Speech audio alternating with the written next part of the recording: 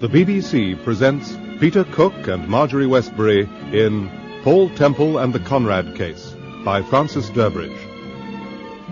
Episode 1, The Man from Munich.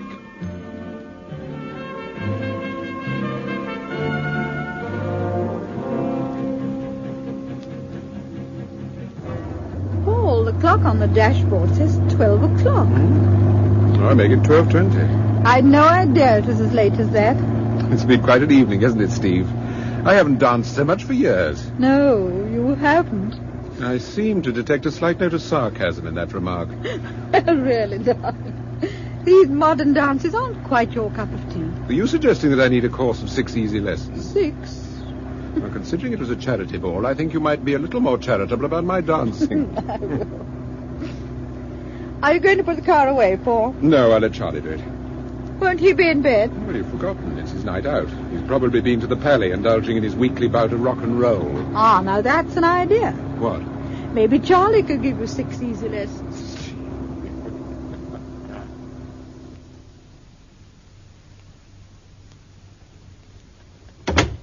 Well, so you're still up, Charlie? Yes, Mr. T. Did you have a good time? No, it was a proper washout. Oh. Old time night, waltzes and foxtrots. Me and Beryl left soon after 9. Bad luck, Charlie. I have a feeling Mr. Temple and I would have done better at the Palais. Any messages, Charlie? Yes, a chap telephoned. Wanted to speak to you. It was such a terrible line, I haven't got a clue what it was all about. But didn't you get his name? Well, he said something about phoning from France and he'd ring again later. Charlie, did you leave the light on in the drawing room? Oh, yes, Mrs. Temple. Sir Graham Forbes and somebody's in there. They've been waiting over an hour.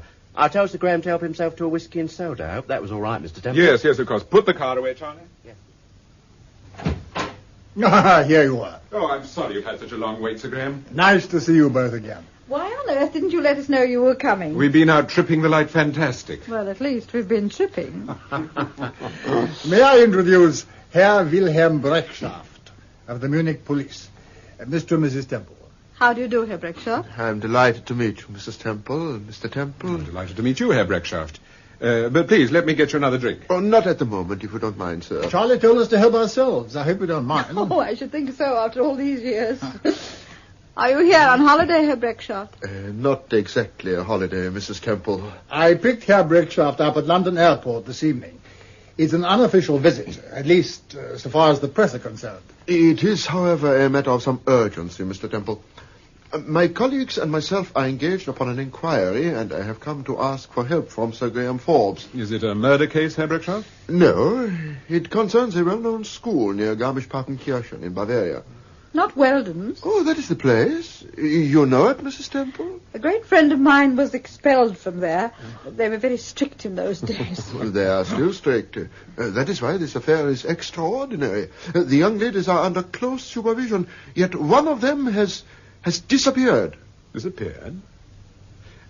What kind of school is this? It's one of the best finishing schools on the continent. Very exclusive. Breckschaft tells me that it's owned and run by a widow, an Englishwoman, Mrs. Elizabeth Weldon. That's right. Her pupils come from all over Europe, indeed from all over the world. How old are these girls? Oh, 16 to 19. And the missing girl? She's 18. And English. That's why Breckschaft's here. Her name is Betty Conrad. She is the daughter of a Harley Street psychiatrist. Oh. The circumstances are most unusual. The girl seems to have vanished into thin air. My men have made many inquiries, but so far we have been unable to throw any light upon this strange affair. I see. Are there any other facts? Yes, there are many facts, Mr. Temple. We discovered that Betty Conrad had been friendly with a young Englishman named Dennis Harper. Dennis Harper? Yes. He works in the Anglo-Continental Bank at Munich. When the girl disappeared, Harper was not to be found, and we thought they might have gone away together. But he returned a few days later. He had been on a motoring holiday in Austria and knew nothing at all about Betty Conrad's disappearance. Indeed, he seemed to be genuinely upset when we told him about it. And what about Mrs. Weldon? Was she upset? Oh, of course, Mrs. Temple. She was most disturbed. Nothing like this had ever happened before at Weldon's. Did you question anyone else besides Mrs. Weldon and Dennis Harper? Yes. It's over a week now since the girl disappeared, so we have questioned many people. There's an English novelist named Eliot France. He frequently stays with a friend of his, a Countess Decker, who has an estate quite near the school. When he is staying with her, she occasionally invites Mrs. Weldon and some of the pupils to tea or for music in the evening. Elliot France. I've read some of his books. Oh, yes, I expect you have, Mr. Temple. He is one of these international characters, travels about a great deal. Does Mr. France come into this inquiry? Yes, he does. You see, Betty Conrad shared a room with June Jackson, an American girl. On the day she disappeared, she told June that she was going to Schweidenstein.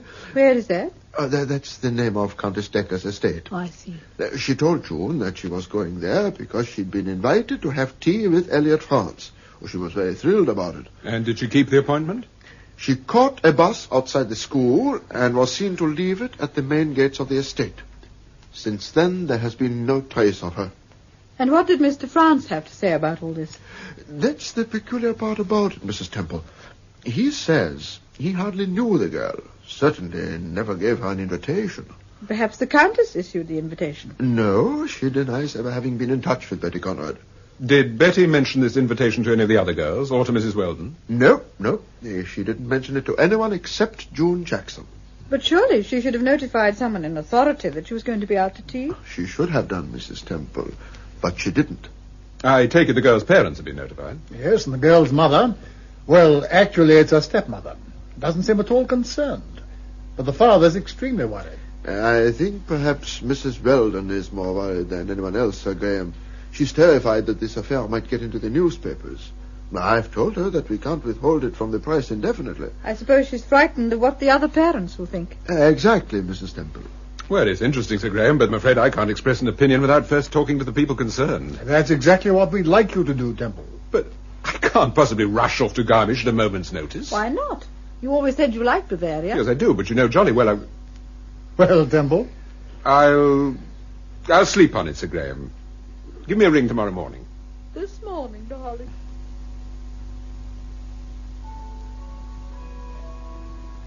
Oh, dear. It's 1 o'clock. You'd better lock the front door, Paul. I think Charlie's done it. Steve, do you really want me to get involved in this case? No. But you said... And I know what'll happen if you don't. You'll start work on another book, and I shan't see you for weeks. Months, in fact. Look what happened when you wrote the Tyler mystery. You even had your meals in the study. Yes, I know, but this doesn't seem a very interesting case to me. Too strict... Excuse me, sir. Mr. Breck.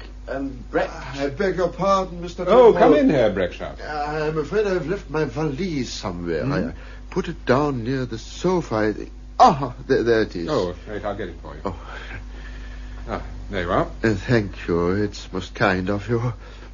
Good night, Mrs. Temple. Good night.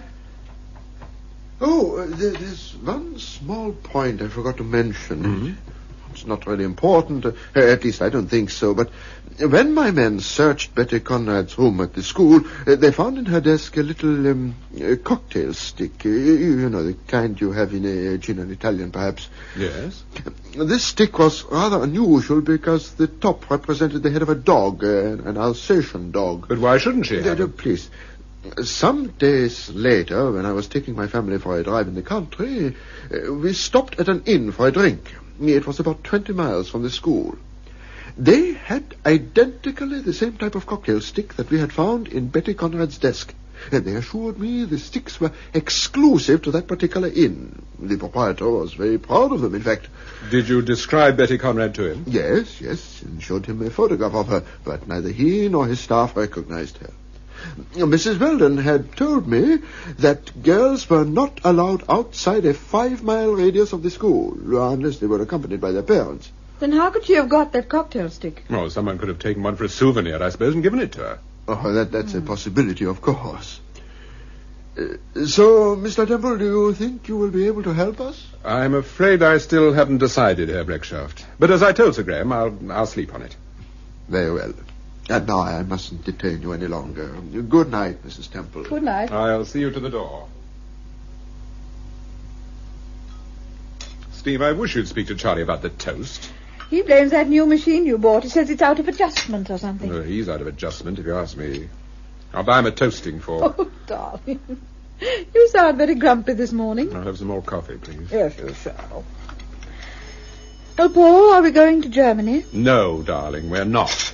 Oh, I see. It's no use, Steve. I've got far too much work to do. Yes, dear. I've got that new novel to write, and by the end of next month I've promised...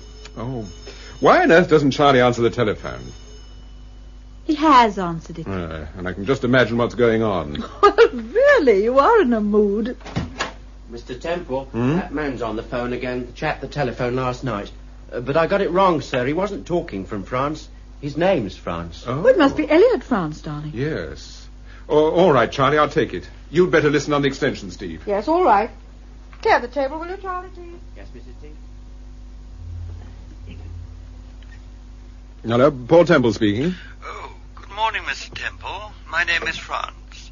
I telephoned you last night, but unfortunately you were out. Yes, I got your message, Mr. France, but I couldn't ring you back because you didn't leave a number. No, I'm only in England for a few days. Oh.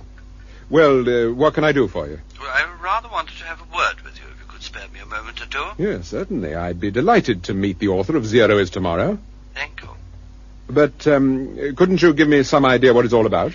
It's about Betty Conrad. Betty Conrad? But when you telephoned last night, I hadn't even heard of the girl. Yes, I know. I also know about Herr Breckschaft's visit to your flat last night. Really? Well, I shall be here all the morning if you care to call. No, I'm afraid I can't do that. You see, I'm staying out of town, and if you wouldn't mind... Look, do you know Pointer's Hotel near Godstone? Yes, I do. Do you think we could possibly meet there for lunch today? Well, if you can make it fairly late, say 1:30. That will do admirably. I shall look forward to seeing you. Oh, would you have any objection if my wife came along? No, of course not. I'd be delighted. Good. Well, 1:30 then. Yes. Goodbye. Goodbye.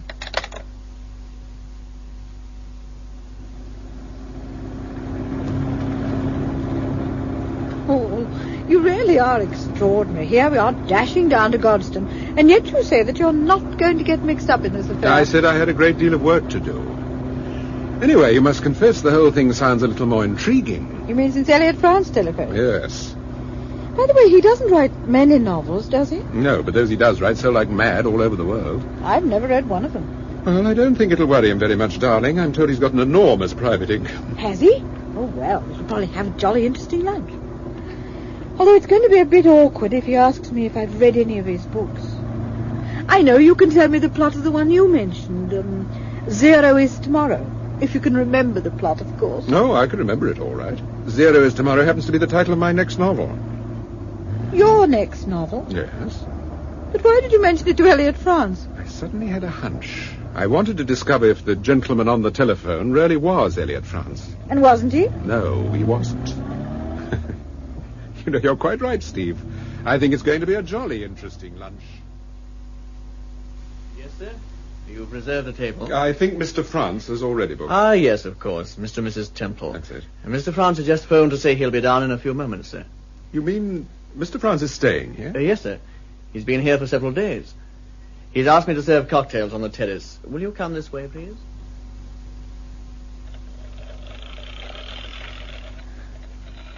Aren't you going to finish your drink, darling? No, I'm not very keen on it. Too much gin? Yes. Paul, have you noticed the cocktail sticks?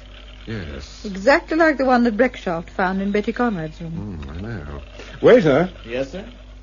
Mr. France is rather a long time. We've been here 20 minutes. Yes, I'm sorry, sir. He must have been detained. Oh, well, could you get us some olives? Yes, certainly, sir. Oh, waiter. Mr. Temple? These cocktail sticks, they're rather unusual, aren't they? How long have you had them here? No time at all, sir. Mr. France said you'd be amused. Oh, did Mr. France supply them, then? He did indeed, madam. He insisted I use them for your cocktails. I gathered it was some kind of a private joke, sir. Oh, yes, of course. Thank you, waiter. Don't forget the olives. Right away, sir. Our host seems to have a rather strange sense of humour. Mm-hmm. These sticks are rather attractive, aren't they? The Alsatian's awfully well carved. What are you thinking about, darling? You know, Steve, I think there's more to this business than just the disappearance of a schoolgirl. I think that when Breckschaft contacted Sir Graham Forbes, he knew perfectly well... Excuse me, sir. Mr. France sent this note down for you. Note? Oh, thank you. All right, thank you, waiter. Yes, sir. What does it say, Paul? Listen, I'm extremely sorry. I shall be unable to keep our appointment. I have been urgently summoned to see a friend at Oxted. I should be most offended, however, if you do not stay to lunch. The waiter has his instructions. Perhaps you could look in at my friend's cottage on your way back to town. The address is Bankside Cottage, Faraday Lane, Oxted. Elliot, France. P.S. I will explain my shaggy dog joke when I see you. What does he mean by shaggy dog joke? Presumably the cocktail sticks. Oh, yes. Well, what do we do now, Mr. Temple? There's only one thing we can do, Steve. What's that? Have a free lunch, darling.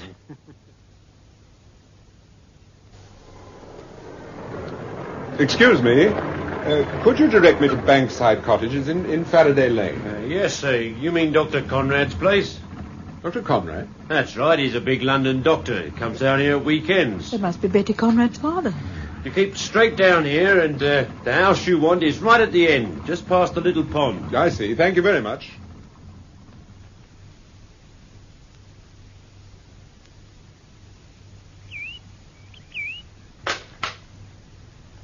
The garden's rather neglected.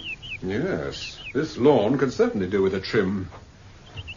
It's all very quiet, darling.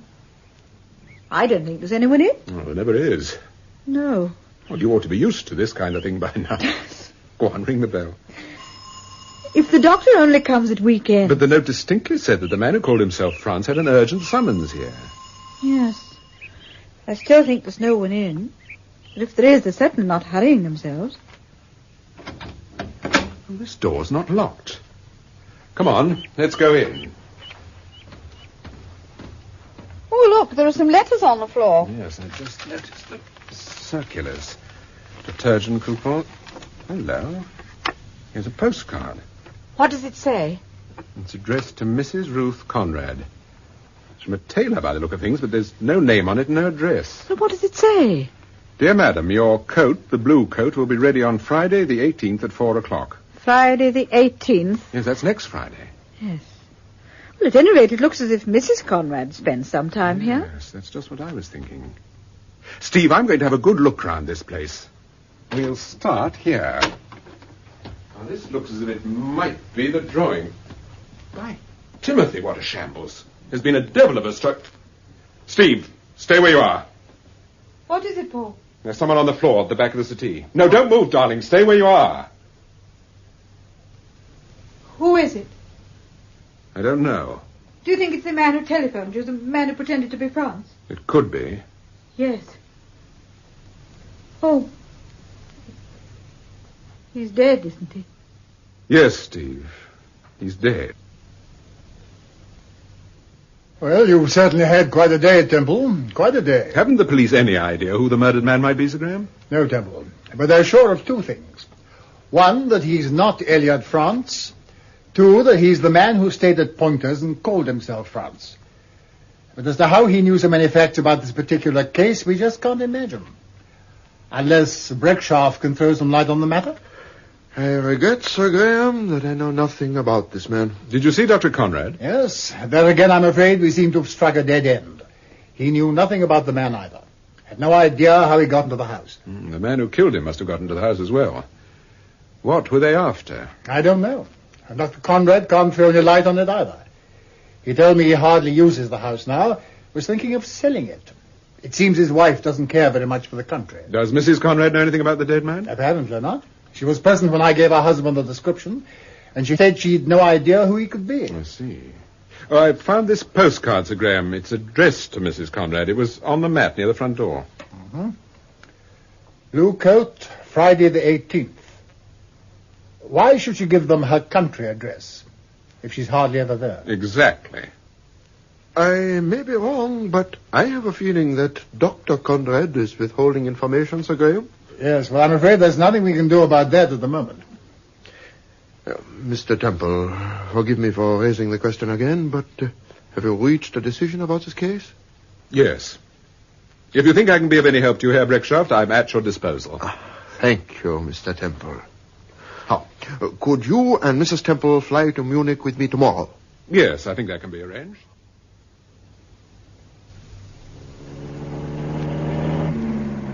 I must say these German roads are wonderful. Yes. This car goes like a bomb. Was it very expensive to hire? Yes, it was. I shall charge it up to Sir Graham. Paul, you never said a word to Breckshaft about the cocktail sticks. The cocktail sticks? Yeah, the pointers. Oh, didn't I? No, you didn't. Timothy, you're quite right, I didn't. I forgot all about it. Oh, yes? What do you mean, oh, yes? Come off it, Paul. Oh, look, that must be the school. By Timothy, it's quite a place, isn't it? Mm. I didn't think it'd be as impressive as that. Neither did I. Paul, why didn't Herr Breckshaft come with us? I thought it would be less embarrassing for Mrs. Weldon if we had a little chat off the record, as it were. Was that the only reason? Yes, darling, the only reason. Ah, here we are. I'm delighted to meet you, Mr. Temple, and it's most kind of you to interest yourself in our little storm in a teacup. Let's hope it is a storm in a teacup, Mrs. Weldon. Do sit down, Mrs. Temple. Over by the window. It's rather a pleasant view. This is a lovely place, Mrs. Weldon. Yes, isn't it? Particularly at this time of the year. Surprising that a girl should want to run away from such agreeable surroundings. Yes, it is. Oh, dear. This is a most irritating affair. You still haven't heard anything from the Conrad girl, I take it? No, not a word. What's your opinion of all this, Mrs. Weldon? Well, I can't help feeling that she's lost her head over some man or other. She's at a very susceptible age, you know. Do you think she might have had a crush on Elliot France? Well, that's possible, of course. But I don't think for a moment that Mr. France is involved in any way, if that's what you mean, Mrs. Temple. And Countess Decker? Oh, quite beyond suspicion. I've known Elsa, the Countess, for some time. We're great friends. She's entertained the girls almost since the school started. Well, I hope we'll be able to find this girl, Mrs. Weldon. But there seems to be very little to go on at the present moment. Are you staying in Garmisch or in Munich? In Garmisch, at the Parkenkirchen Hotel. We flew from London this morning. Well, you'll have the full cooperation of everyone here, I assure you. Thank you. Perhaps it might be a good idea if I had a talk with June Jackson. I believe she shared a room with Betty Conrad. Yes, but I'm afraid you won't get much sense out of June just at the moment. Oh? Why is that? She's been in bed since yesterday afternoon with a very bad headache. I called in the doctor, but he couldn't find anything seriously wrong. Perhaps it would be a better idea if I talked to her. I'm not quite so terrifying as my husband. No, I see no objection to that, Mrs. Temple, so long as you make it a fairly short visit. The poor girl really does seem to be under the weather.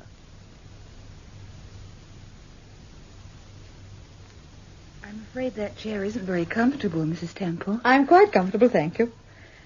I'm sorry you're not feeling very well, June. Oh, I'll be okay. Do you think you should be reading if you have a bad headache? I wasn't really reading, just kind of skipping, I guess. The Third and Fourth Generation by Elliot France. It's one of Betty's books. Can't say I go for him myself. Betty's rather young to be reading Elliot France, isn't she? I doubt if she understands half of it. I'm sure I don't. But she's crazy about him. As a person, I mean. You're fond of Betty, aren't you? We've shared a room for 2 years. Hardly ever had a row. I guess that's a record. Aren't you worried about what's happened to her? I don't mind telling you I'm very worried, Mrs. Temple. At first, I thought it was some kind of a joke. Why, does she play jokes? Well, yes, sort of. But you believed her when she said she was going to tea with Elliot France. Of course I believed her. She was so thrilled about it. I told her she really has a crush on him. Mm-hmm. Should have seen her face when she came running in here to say she'd actually been talking to him on the telephone and he'd asked her to tea. Mr. France says he knows nothing about the telephone call.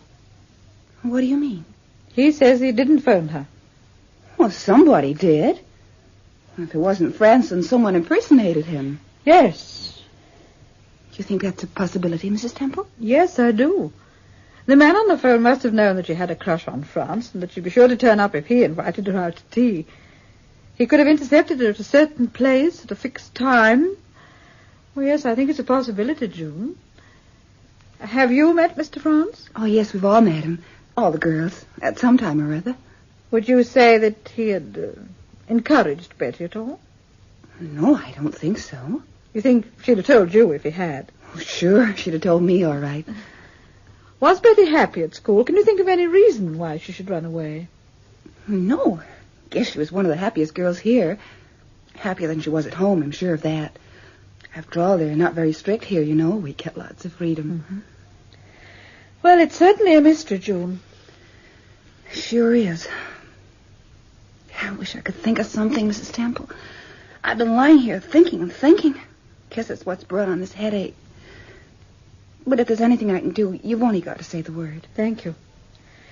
By the way, I suppose there haven't been any letters or messages for Betty since she disappeared? No, nothing.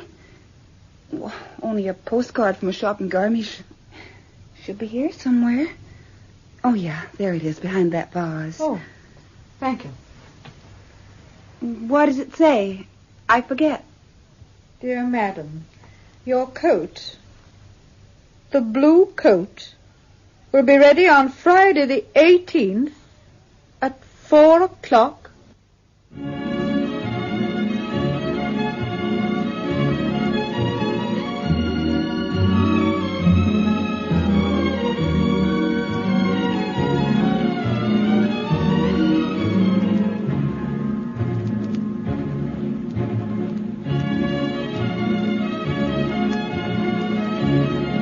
Part of Paul Temple was played by Peter Cook and Steve by Marjorie Westbury. Sir Graham Forbes, Richard Williams, Herr Brechtschaft, Geoffrey Siegel, Mrs. Weldon, Virginia Winter, and Elliot France, James Thomason. Gerda, Hilda Schroeder, Madame Klein, Dorothy Holmes Gore, Dennis Harper, John Brining, Elsa, Countess Decker, Joan Matheson, and Dr. Conrad, Rolf Lefevre.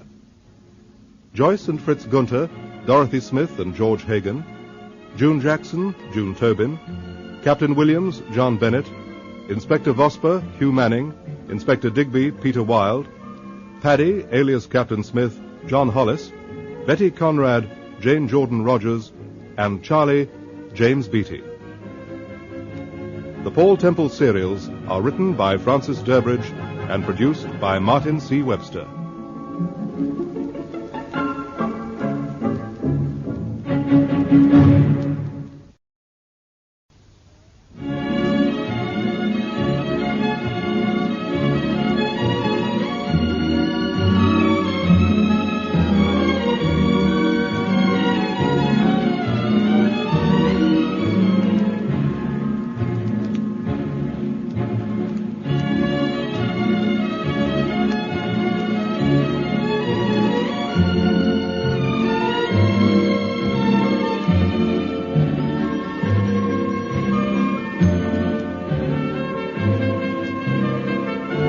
Episode 2, Concerning Elliot France.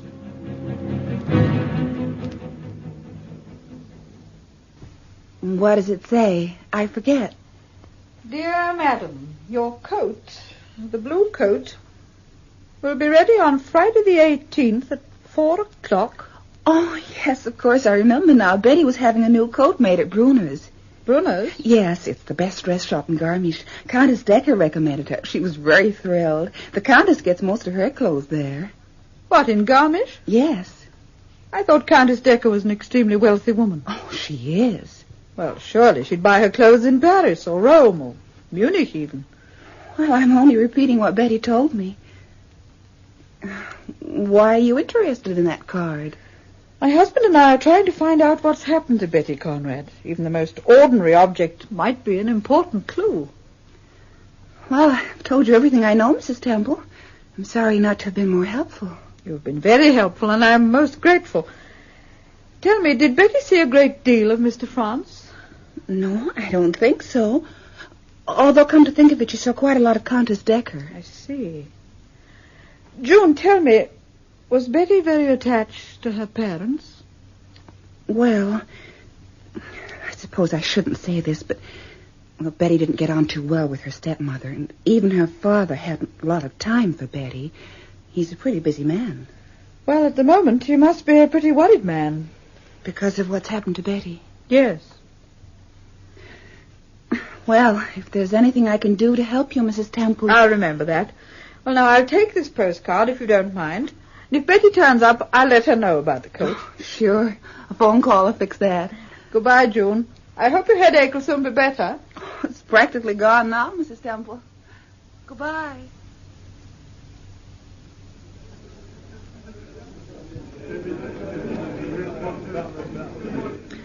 I must say the food's very good here. It's a very good hotel altogether.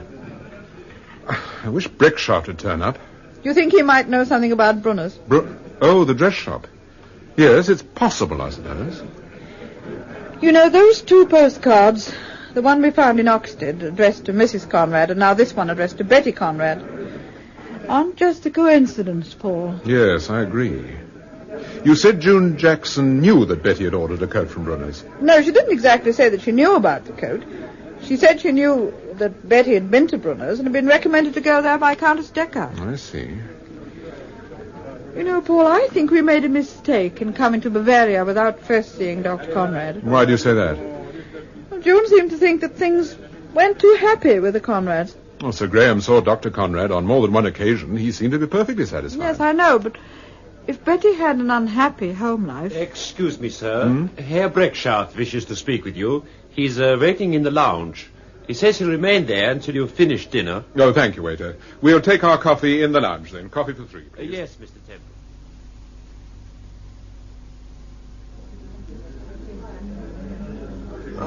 Good evening, Mrs. Temple. Good evening. Mr. Temple. Hello.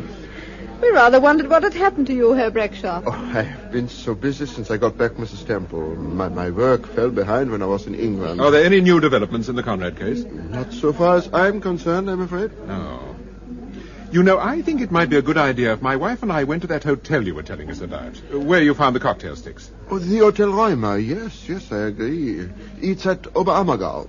It's just outside the village, on the road from Garmisch. Do you know a dress shop in Garmisch called Brunner's? Why, certainly. A very reputable firm.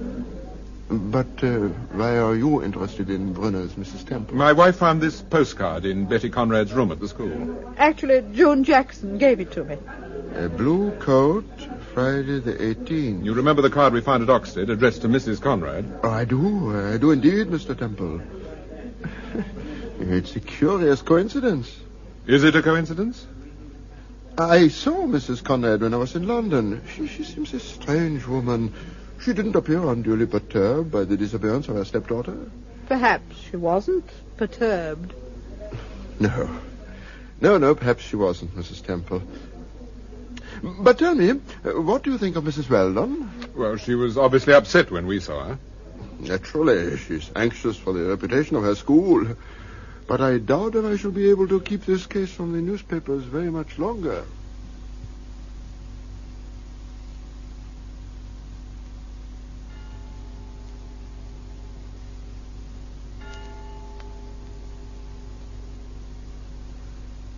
Oh, I can't get to sleep. I don't know why. Are you thinking about Betty Conrad? Yes, I am. You know, Paul, I just can't weigh up Breckshaft. How do you mean? Oh, I don't know. Something about him. He's a very worried man, darling. After all, it should be a comparatively easy matter for him to find an English girl in Bavaria. Yes. Look, I want you to do something for me tomorrow. What? I want you to go to that dress shop, Brunner's. Oh, delighted, Mr. Temple. What do I buy myself when I get You there? don't buy yourself anything, darling. Meanie. No, seriously. This is what I want you to do. I want you to tell everyone in the shop all about the Conrad case.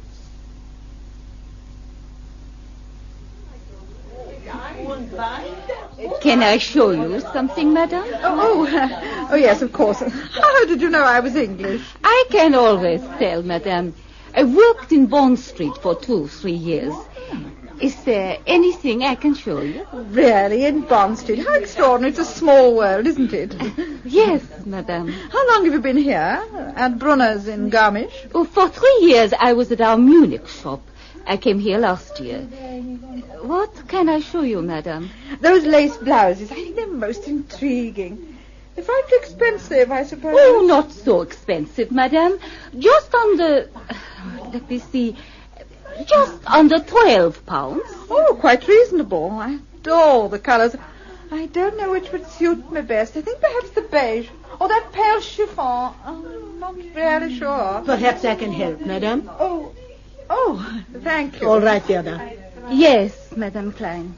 Now, madame, the grey one would be perfect match for the skirt you're wearing, if you intend to wear it with that skirt, of course. Well, actually, I thought, yes. Yes, it is nice, isn't it? Yes. You know, I believe you're right. Shall I send it, madam, or would you like to take it with you? Oh, well, I mean, I haven't quite made up my mind yet. I thought perhaps... Yes, I'll take it. Yes, madam. No, on second thought, No, I'll take it with me. Very good, madam. No, I won't. You can send it to the hotel. My husband and I are staying at the Partenkirchen. At the Partenkirchen. And the name? Mrs. Paul Temple. Mrs. Paul Temple? Yes. Are you on holiday in Garmisch, Mrs. Temple? Well, not exactly a holiday. My husband's investigating the disappearance of this schoolgirl, you know? The English girl who disappeared from Mrs. Weldon's. Girl who disappeared? Haven't you heard? No. Oh, I thought everyone in Garmisch knew about it. Goodness knows my husband's talked to dozens of people since we got here. In fact, he's never stopped talking. Oh, that reminds me. Somebody told me that the missing girl, Betty Conrad, was a customer of yours. Betty Conrad? Yes, I believe she ordered a coat from you, a blue coat. Betty Conrad. I'm afraid I don't recall the name, Mrs. Temple. But wait a moment. I'll look in my day book. Oh, thank you so much. Of course, the girl must be somewhere. I mean, she can't have completely disappeared. Have you found something? Yes, I have. You're quite right, Mrs. Temple. We have a customer called Betty Conrad. And she ordered a coat from you? Yes, she did. A blue coat. It's quite ready, or rather it will be by Friday. We sent her a card to that effect. But you say this girl has disappeared, Mrs. Temple? Yes, completely. That's why my husband is here in Garmisch. He's helping the police. Unofficially, of course. A man called Breckshaft consulted Scotland Yard, and they decided... Oh, dear. Oh, dear. Perhaps I shouldn't have told you that. Oh, that's all right, Mrs. Temple. The parcel for Madame. Mrs. Temple wishes it to be sent to the Partenkirchen. No. Now it's ready. I'll take it with me. It's only a small parcel. Thank you. Thank you, Madame. Thank you. Goodbye. Madame, the blouse was 150 Deutschmarks, Madame. Oh, yes, of course. How stupid of me. How very stupid. Yes, Madame.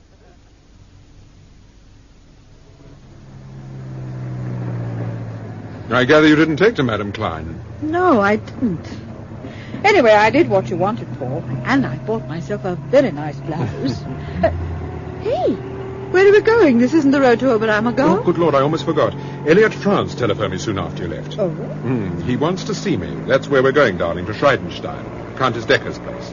What was France like? On the phone, I mean. Oh, smooth, sympathetic, apparently concerned about Betty Conrad. Much as I expected. You don't sound very enthusiastic. I'm reserving judgment on Mr. France until we've met. This isn't a very good road, is it? No, it isn't. It's surprisingly bad for Bavaria. And it's not very wide, either. Hello, somebody's in a hurry. It's a sports car. It's an enormous thing. He's trying to pass you. He can't. There's a railway arch ahead. Pull over, Paul!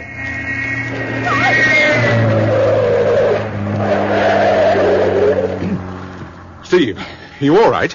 Oh, yes. I'm a bit shaken, that's all. Another 10 yards and we'd have been into that wall. Oh. Come on, I think we can get out this side.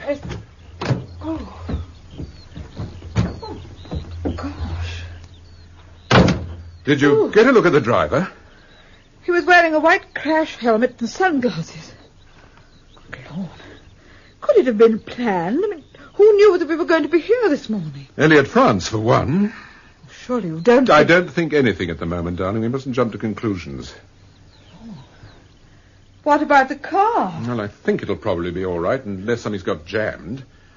The question is, how do we get it out of the ditch? We'll never do it without some help. I wonder if there's a telephone box around here. Oh, Paul, there's a car coming. Oh, I'll try and stop him. Hope you can make him understand. Oh, he'll understand all right when he sees the car. Na, guten Tag. Es tut mir leid, aber... Good afternoon, Mr. Temple. Oh, you're English. Yes, that's right. My name's Dennis Harper. I expect you're Mrs. Temple. Yes. Well, how did you recognize us? Well, I've just been reading a German edition of the Tyler mystery, Mr. Temple. There's a large photograph of you in the back of the jacket. Well, you certainly have a good memory, Mr. Harper. Well, actually, I knew you were in Garmisch. Did a cream sports car pass you just now? Well, no. But then the road forks about half a mile from here.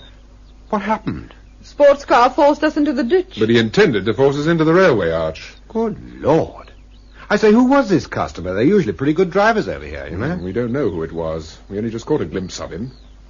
However, there's no great damage done if we can get the car out of this ditch. Oh, we'll soon fix that. I've got a rope in the boot of my car. Oh, good. Marvelous. Just hold on, I'll fetch it. Look, I should sit down, darling. This is going to take some time. Yes, I'd be glad to.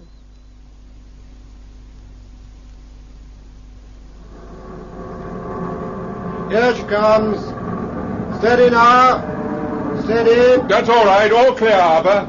Oh, jolly good, Sheriff. We're really most grateful to you, Harper. No, not at all. Only too glad to help. As a matter of fact, I was coming to see you anyway after I'd finished my business in Garmisch. You were? Yes, I wanted to talk to you about Betty Conrad. Betty Conrad? Why, of course. You're the young man who works in the bank at Munich. Yes, that's right, the Anglo-Continental Bank. I'm on my way to our branch at Garmisch now. But how did you know I was at Garmisch? Well, I've been questioned a lot by the Munich police since I got back from my holidays. During one of the sessions, Breckschaft came in and spoke to the officer who was questioning me. I gathered that he'd just come back from England and brought you with him, Mr. Temple. I see. Were you a great friend of Betty Conrad's, Mr. Harper? Well, I don't know whether you call us great friends exactly. Where did you meet? At the Queen's Club ice rink about 6 months ago. That was before I was posted to Munich, of course. Do you like working in Germany? Oh, rather. Wouldn't go back for anything. I don't mind telling you I had to pull a few strings to get here in the first place. But what about this Conrad case, Mr. Harper? Hasn't it worried you at all? Well, I haven't exactly liked all these confounded questions the police have been asking me, if that's what you mean, Mrs. Temple. No, I mean, aren't you worried at all at the thought that Betty's completely disappeared? Well, of course, it's going to be jolly awkward if she doesn't show up. If she's involved in any sort of crime and I'm associated with her, however innocently, well, you know how banks are about these things. I'm afraid our knowledge of banks is confined to the customer side of the counter. Yes, well, banks are still pretty old-fashioned, you know. They don't like their staff being questioned by the police. No, I'm afraid in a case of this kind, the police have very little alternative. But you said you intended to visit me in Garmisch. Why? Well, I was going to ask you to speak to this Breckschaft person and assure him I knew nothing at all about this business. Naturally, I don't want to be mixed up in anything, and anyhow, I'm sure Betty's all right. I'm sure there's a perfectly simple explanation of all this. How often did you see Betty? Oh, once a month at the outside. Did you ever take her to the Hotel Reumer at Oberammergau? No. No, we only went to Oberammergau once, and that was many months ago. We didn't stay long because the village was crowded. Betty wasn't supposed to go there, you know, it was out of bounds. Yes, I know. Harper, tell me, did Mrs. Weldon ever question you about... Oh. Here, Steve, are you all right? Mrs. Temple. I feel a little faint. It's all right, darling. I've got you. It's delayed shock, I should imagine. Yes. Oh, it's all right. There's nothing to worry about. But... Steve, I think you should go back to the hotel and lie down for a little while. There's no point in coming with me, darling. Well, why not come back to Garmisch with me, Mrs. Temple? I can drop you at your hotel. Which one is it, sir? The Partenkirchen? Yes. I should do that, darling, if I were you. Yes. All right, Paul. Good. Don't forget your parcel, darling. Here you are. Oh, I'll take it, Mrs. Temple. Oh, thank you. Now, you're sure you'll be all right, Yes, Steve? Oh, I'll take all good right. care of her, sir. Or perhaps you'll dine with us this evening, Harper. Well, I'd like to, but it may be a little difficult. Oh, well, drop into the hotel for a drink. Any time during the evening. No, that's very kind of you. I'll phone you later, if I may. Yes, of course. But why should anyone wish to impersonate me? I've no idea, Mr. Franz, but the gentleman in question certainly paid for his impersonation. He certainly did, if, as you say, he was murdered. He was murdered, all right. But who was this man who impersonated me? We don't know. Yet. Do you think the murderer was under the impression that it was actually me whom he murdered? No, somehow I don't think so. Well, all of us feel like murdering somebody at some time or other. Perhaps someone felt that way about me.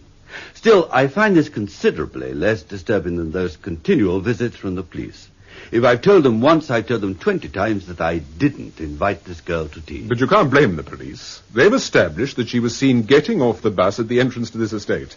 And her friend, June Jackson, says that Betty told her that you did invite her to tea. Why on earth should I invite a schoolgirl to have tea with me? Betty Conrad wasn't exactly a schoolgirl.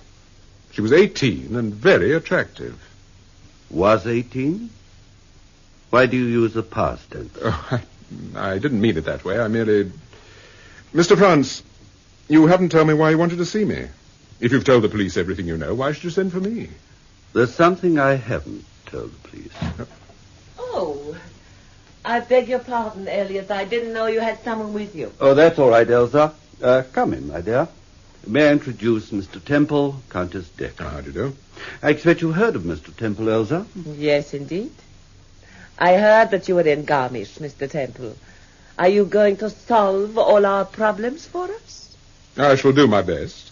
I can't understand why an Englishman is expected to find this girl when the entire Bavarian police force has failed. The missing girl happens to be English, and I know something of her background. And I'm working in cooperation with the Munich police. It was at their invitation that I came here. Yes, of course I realize that. Forgive me if I sounded a little abrupt. This business is so irritating. So many questions are being asked. So many unnecessary questions. It's perfectly obvious what's happened. The girl got tired of the school and just decided to disappear. Yes, but where did she disappear to, Countess? That's for you to find out, Mr. Temple. Elliot, I thought we'd have tea on the lawn since it's such a lovely afternoon. Yes, of course, Elsa. You'll join us, of course, Mr. Temple. Oh, thank you. Mr. Francis, there's just one question I'd like to ask you. Forgive me if it sounds a little impertinent. If it's about Betty Conrad, go ahead. Would you say that she was infatuated with you? Good heavens, no. Of course she was infatuated with you, Elliot. All of the girls at Weldon's are. Oh, that's absurd. Why should they be infatuated with a middle-aged novelist? Because you are good-looking, and you write the sort of books that schoolgirls shouldn't read. Thank you, Countess. You've answered my question. Now, shall we have tea? Or are there any more questions, Mr. Temple? Just one. Did you recommend Brunner's to Betty Conrad? Brunner's? The dress shop in Garmisch. Why, no. I don't think so. Why do you ask? I wondered, that's all. Let's have tea, Elsa. I hope you haven't got the wrong impression of Elsa, Mr. Temple. She's not usually a difficult person. I didn't think she was difficult this afternoon. A little worried, perhaps, but under the circumstances, that's only natural. Yes, this Conrad business has worried her quite a bit, you know. More than she admits. You see, she's friendly with quite a lot of the Weldon girls. They come to tea and listen to Elsa laying down the law about clothes and politics and cost of living and that sort of thing. How long have you known her? Elsa? Oh, donkey's years. We're very old friends. I say, is this your car? Yes. My word, you did have a smash-up, didn't you? Is Mrs. Temple all right? She was rather badly shaken. That's why she went back to the hotel. Yes, I can well believe it. Mr. Francis, before we had tea, before we were interrupted, you said there was something you wanted to tell me. Yes. Well, what was it? Once, a long time ago, I met Betty Conrad's father in Harley Street. You mean you consulted him? Yes. He's a psychiatrist, you know. Yes, I know that. Well, go on. Well, I just wanted to ask you, are professional men like Dr. Conrad bound by an oath of secrecy? What do you mean? I mean, would Dr. Conrad discuss his patients with anyone, for instance? I very much doubt it. Not even with the police? I think that would rather depend on the circumstances. And the patient? Yes, and the patient. Well, thank you, Mr. Temple. It's been very nice meeting you. I hope I shall have the pleasure again. Mr. Franz, why did you consult Dr. Conrad? I was very ill at the time. Very ill. Good afternoon, Mr. Temple. Good afternoon. May I have my key, please? Mrs. Temple's upstairs, sir. She went up about half an hour ago. Oh, thank you. This note came for you by messenger, Mr. Temple. Oh, thank you.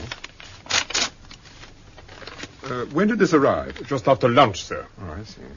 Well, in future, it's perfectly all right to give my wife any letters that are addressed to me. Very good, Mr. Temple. Thank you, sir.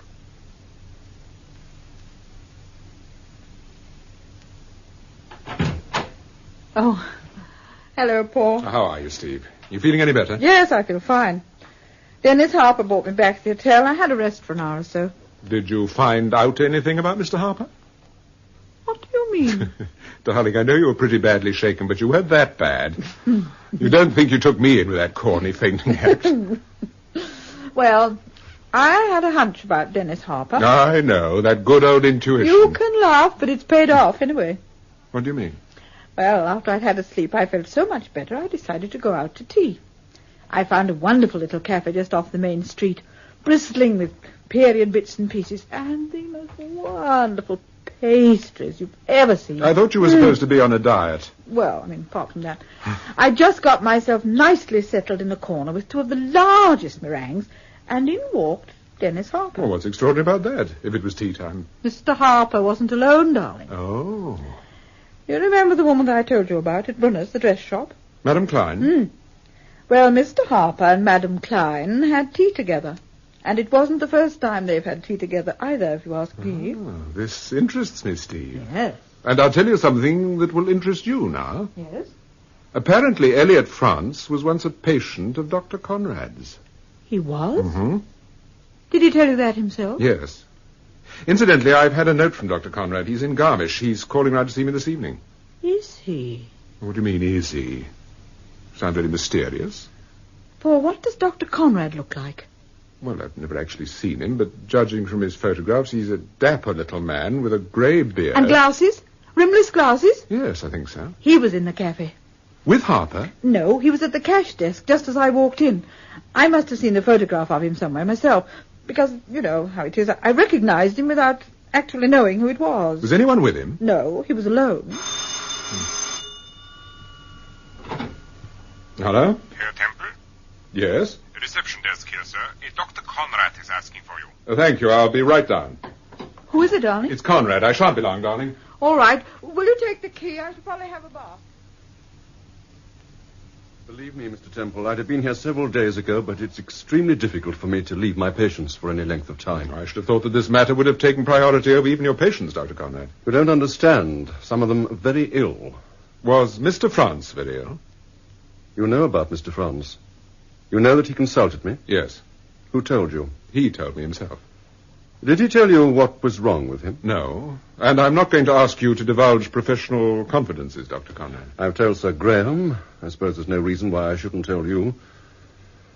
Elliot France was a pretty bad psychopathic case. He had obsessional tendencies. Obsessional tendencies? Yes, particularly with regard to young women. I'm afraid I don't quite follow you, Doctor. Once, a long time ago, France tried to murder someone. A young girl, a complete stranger to him. I'd rather not say any more about it, Mr. Temple. And you were able to help him? Yes, I was able to help him. I was extremely grateful, I'll say that for him. So grateful, in fact, that he gave me this cigarette case. Quite touchingly inscribed.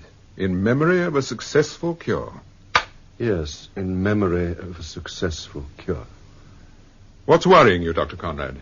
You know perfectly well what's worrying me. Was he really cured?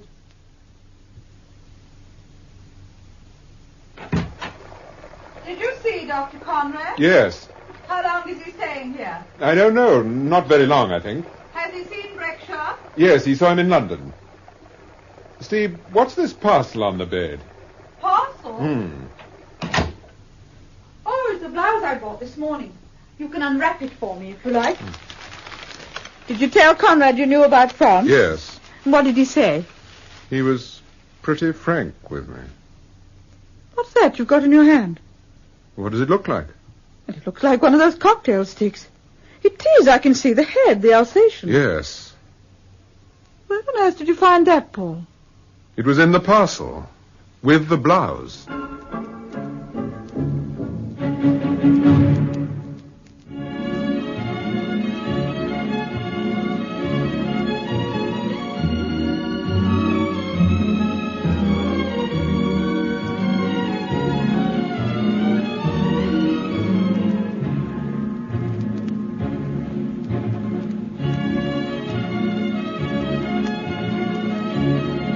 Part of Paul Temple was played by Peter Cook, and Steve by Marjorie Westbury.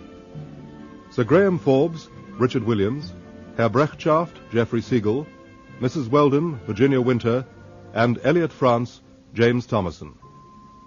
Gerda, Hilda Schroeder, Madame Klein, Dorothy Holmes Gore, Dennis Harper, John Brining, Elsa, Countess Decker, Joan Matheson, and Dr. Conrad, Rolf Lefevre. Joyce and Fritz Gunther, Dorothy Smith and George Hagan, June Jackson, June Tobin, Captain Williams, John Bennett, Inspector Vosper, Hugh Manning, Inspector Digby, Peter Wilde, Paddy, alias Captain Smith, John Hollis, Betty Conrad, Jane Jordan Rogers, and Charlie, James Beattie. The Paul Temple serials are written by Francis Durbridge and produced by Martin C. Webster.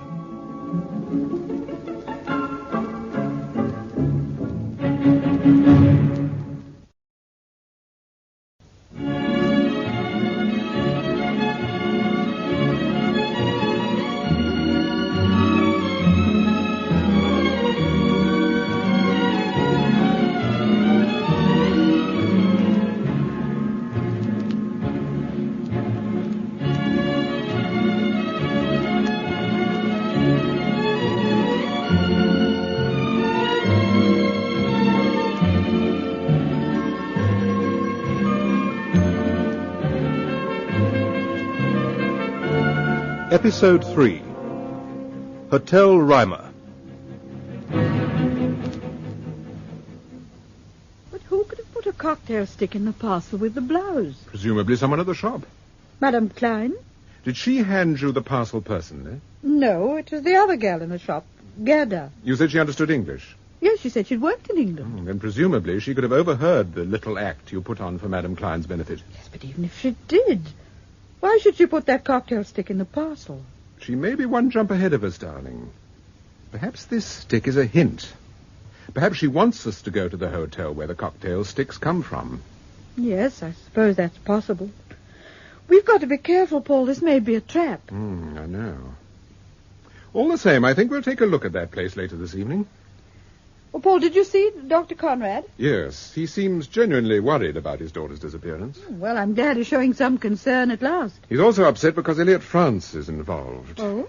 It seems that France was once a patient of his. What was the matter with him? He had obsessional tendencies with regard to young women. He once tried to murder a girl who was a complete stranger to him. Good heavens. Did Conrad cure him? Well, France gave him a gold cigarette case. It was most touchingly inscribed. Hello? Mr. Temple? Yes, who is that? It's Dennis Harper. I'm downstairs in the cocktail bar. Oh? Well, you did ask me to drop in for a drink. Oh, yes, I'm so sorry. Of course, Harper. We'll be down in a few minutes. Dennis Harper? Yes. I wonder if this visit is the result of this little tea party with Madame Klein. You remember, I saw them in the cafe together this afternoon. Yes, I remember. But I asked him to drop in. Anyhow, come on, let's go down. Well, what'll you drink, Harper? No, sir, this is on me. Mrs. Temple? May I have a sherry? Yes, of course. Mr. Temple? I'd have sherry too, please. 2 sherries, waiter, and another lager. Yes, sir. I seem to have quite a thirst this evening. I suppose it's because I missed my usual cup of tea. Even when you live on the continent, you can't get out of the habit of drinking tea in the afternoon. And you missed your tea this afternoon, Mr. Harper? Yes, I'm afraid I did. I've been frantically busy ever since I got back to Garmisch. Did you find Schreidenstein all right, Mr. Temple? Oh, yes, I found it. And the Countess? Yes, I saw Countess Decker, but I'm afraid she couldn't throw much light on Betty Conrad's disappearance. Nor could Mr. France. Oh. You saw Elliot France, too? Yes. But he wasn't particularly helpful, I'm afraid. This is certainly a strange case.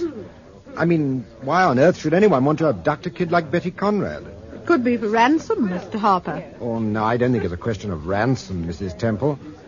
I don't even think she's been abducted. I think she just got tired of the school and decided to go away for a few days. Did Betty give you the impression that she was tired of the school? No, I just, merely expressing an opinion. Would you say that she knew her way around? It depends what you mean by that. I think you know what I mean, Mr. Harper. Betty was no fool. Whether that comes under the heading of knowing your way around or not, I wouldn't know. Harper, will you leave me your address and telephone number, just in case I want to get in touch with you? Oh, yes, certainly. I was going to suggest it in any case. I've got a card here somewhere. Oh, yes, here we are. Ah, thank you very much. A lager beer, sir, and 2 sherries. Oh, thank you.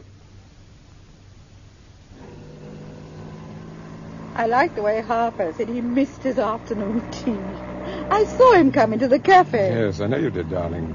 But are you sure he didn't see you? Oh, I'm sure he didn't. I told you, I was sitting in an alcove. Was there a mirror in the alcove? No, I don't think so. I think there must have been, darling. At any rate, I'm quite sure that Harper saw you this afternoon. Why do you say that? Oh, didn't you see the twinkle in his eye when he said he'd missed his afternoon tea? No, I didn't. Are you sure? Yes, darling. But don't let it get you down. It's not important. Let's concentrate on the Hotel Roymer. We'll be there in a minute or two. There's a signpost. Hotel Roymer to the left.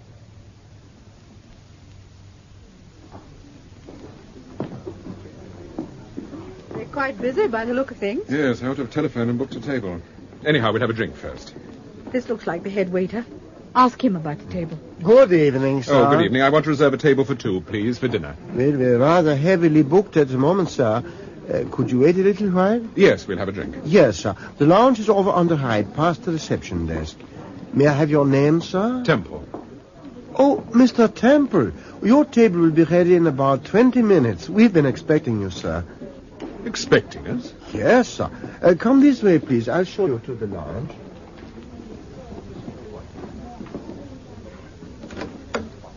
What will you drink, Steve? I have a sherry, please. I'll have the same too, waiter, please. Oh, no. On second thoughts, I'll have a gin and Italian. Very good, sir. I'll bring him over myself, Mr. Temple. Thank you. He said he was expecting us. Someone must have telephoned and told him we were coming. Do you think it was the girl who put the cocktail stick in the parcel? Yeah, I suppose it could have been. Don't look so worried, darling. There's probably some perfectly simple explanation. This is rather a nice room, isn't it? Yes.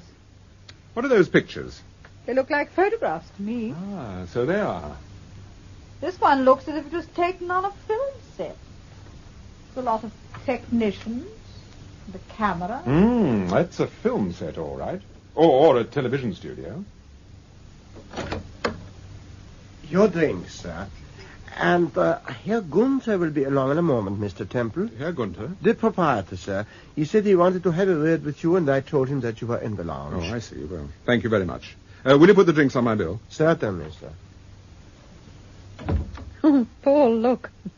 Your cocktail stick. Yes, the dog's head. The same as the others. Yes.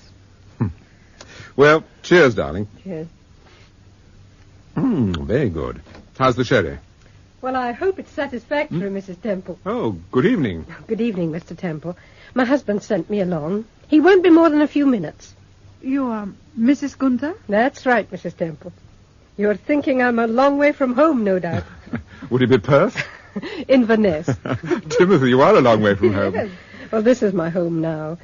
You see, Fritz, that's my husband, was an actor, and I met him when he was on tour in Scotland. Oh. My father kept an hotel just outside Inverness. I was brought up in the hotel business. Oh, I see. After the war, we came back here, and Fritz was in films for a time, but things were very difficult, and the money was uncertain. So when I heard this place was going, I managed to persuade Fritz to buy it. I'm sure it's a great success. Oh, we're paying our way. Though I have to keep an eye on Fritz. He's a rare spender if he gets the chance. Oh, the hotel seems to be very busy this evening. Well, we should be busy at this time of the year. Mrs. Gunther, tell me something. The waiter said that you were expecting us this evening. Yes, of course, Mrs. Temple. But we didn't telephone for a table. We didn't even tell anyone we were coming here. Oh, here's Fritz. He'll explain everything. Good evening. I am so sorry to have kept you waiting. No, not at all, Herr Gunther. Your wife has been entertaining us. Ah, yes, I'm sure she has. Joyce is always pleased to see visitors from England. Mrs. Gunther said you could explain how you came to expect us this evening. How we came to expect you, but hadn't you told him about the phone call? No, darling.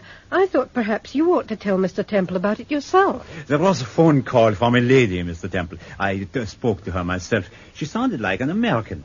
She said that a Mr. and Mrs. Paul Temple will be visiting us very soon, and she asked me to give you a message. Who was this person? I don't know, Mrs. Temple. And the message? The lady said it was urgent that you should go at once to this address.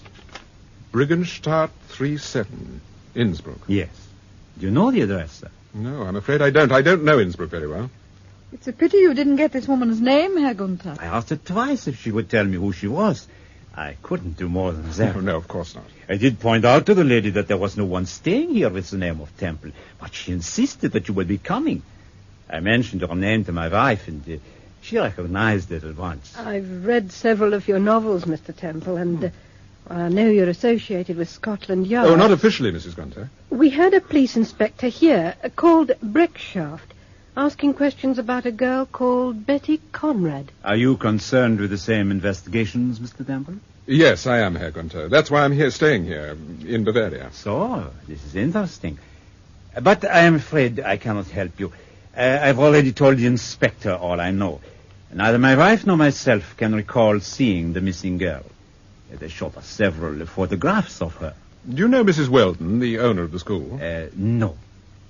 Do you know a young man called Dennis Harper? Harper? I cannot recall the name. He'll be English, no doubt, with a name like that. Yes, he is. He's slim, fairly tall, very fair hair, rather good looking. Tall, very fair hair. Do you know, I do remember an Englishman like that, Mrs. Temple. He came here to dinner one night about a week ago with a woman older than himself. Now, can you describe her? Oh, she was dark, good-looking, about 42 or 43, and very smartly dressed. I had a feeling I'd seen her before somewhere, but I couldn't remember where. Could it have been in a dress shop? In Garmisch? In Garmisch? Oh, yes, of course, that's it. I went there about a month ago. She didn't attend to me, but I remember seeing her in the shop. Madame Klein, Paul. Madame Klein? You've heard the name before, Herr Gunther? Klein? Oh, it's not an uncommon name around here, you know, Mr. Temple. Why are you interested in these people? Are they friends of Betty Conrad's? Well, Harper knew Betty Conrad. Just how well he knew her, it's difficult to say. Mrs. Gunther, tell me, does Countess Decker ever come here? Why, yes. Oh, she's a regular visitor. She dines or lunches here at least once a week, usually with Mr. Franz, the writer. Oh, I see. Well, thank you, Herr Gunther. Oh, it's a pleasure. Oh, by the way, my wife and I have been admiring your cocktail sticks. Oh, yes, they are rather unusual, aren't they? They arouse a great deal of interest. It is what the Americans call a gimmick. Gimmick, Fritz. A gimmick. Excuse me, your table is now ready, sir. Oh, thank you. Well, you've been most helpful, Herr Gunther. We'll probably see you again before we go. Come on, darling. Auf Wiedersehen. Auf Wiedersehen.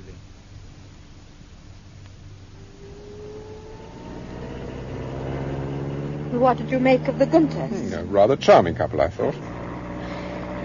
I wonder why that girl telephoned. Presumably because she wanted that message delivered about Innsbruck. Fritz Gunther said she had an American accent. I suppose it could have been June Jackson. Yes, I thought of that. She's certainly the only girl we know around here with an American accent. But why didn't she phone our hotel at Garmisch? I don't know. Well, we can easily find out. We can call at the school on our way back to the hotel. It's only 5 or 6 miles off our route. Oh, but it's nearly 10 o'clock. Well, I doubt whether Mrs. Weldon's young ladies go to bed much before 10. Paul, if it was June Jackson who telephoned your hotel and left that message, Yes? do you think it means that she's hand in glove with Gerda or Madame Klein? That's one of the things we've got to find out, Steve. Just one of the things.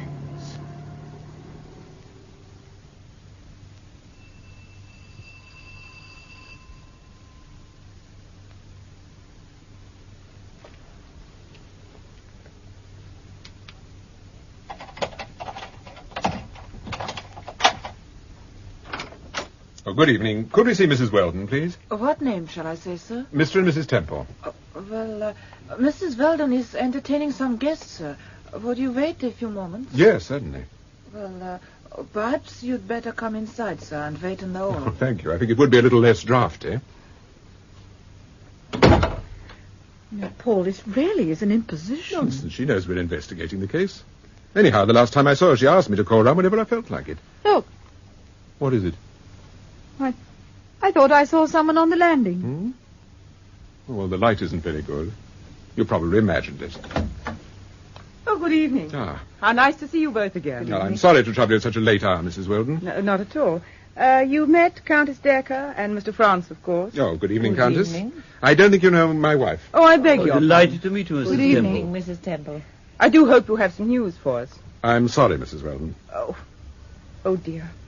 When I saw you, I felt sure you had. You don't appear to be making much progress, Mr. Temple. I understand her father, Dr. Conrad, has been to see Mrs. Weldon.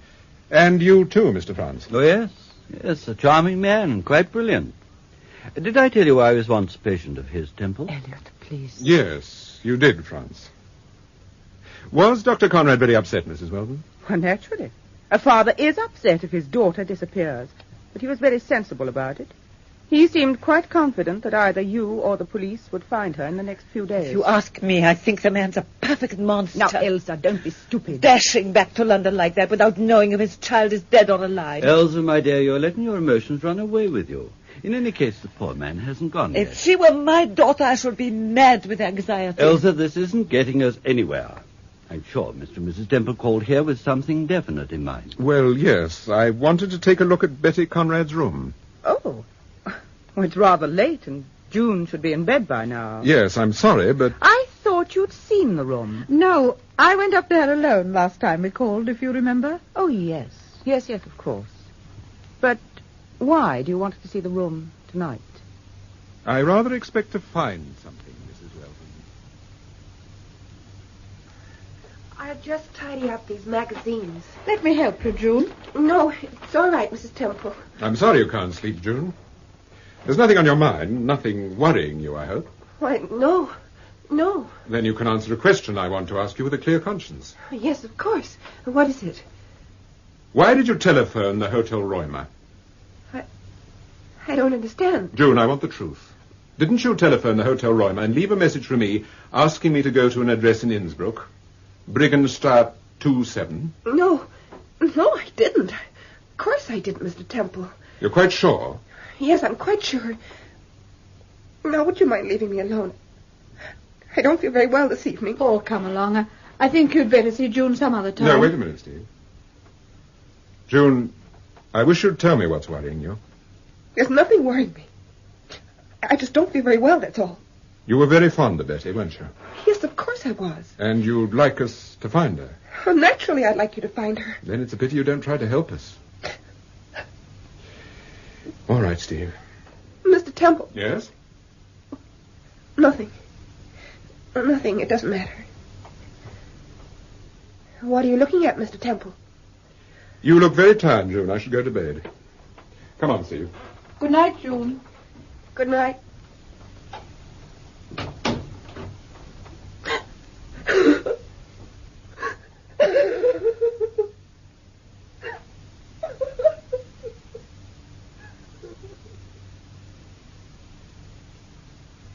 Here you are. I hope you didn't have any trouble with June. No. Though she's rather highly strung, isn't she? Yes, I'm afraid she is. And, of course, she's been worse since Betty disappeared. They were very good friends, you know. Yes. You weren't upstairs very long, Mr. Temple. You obviously found what you were looking for. Or perhaps it was just an excuse to have a private conversation with a girl. No, Countess, I really was looking for something. And I found it. Elsa, you must let Mr. Temple go to work in his own way. Don't be silly, Elliot. I'm just curious. I'm sure Mr. Temple understands. Yes, of course. Would you like to see what I was looking for? Yes, I would. Well, here it is. A cocktail stick? It's rather unusual, isn't it? The head of an Alsatian dog. I didn't see you pick up that cocktail stick in June's room. Didn't you, Steve? I hope you're not trying to tell me the old story about the quickness of the hand deceiving the eye. I wouldn't dream of it. Well, then where did you get that cocktail stick? From my drink at the Hotel Roymer. Well... Any objection? Why on earth did you tell Mrs. Weldon and the others that you found it in the room? I wanted to conceal the real reason for my visit. That was to question June Jackson. Well, you didn't get very far, did you? June didn't tell you anything. On the contrary, she told me quite a lot. Well, she hardly said anything. It wasn't what she said, Steve. It was the way she looked.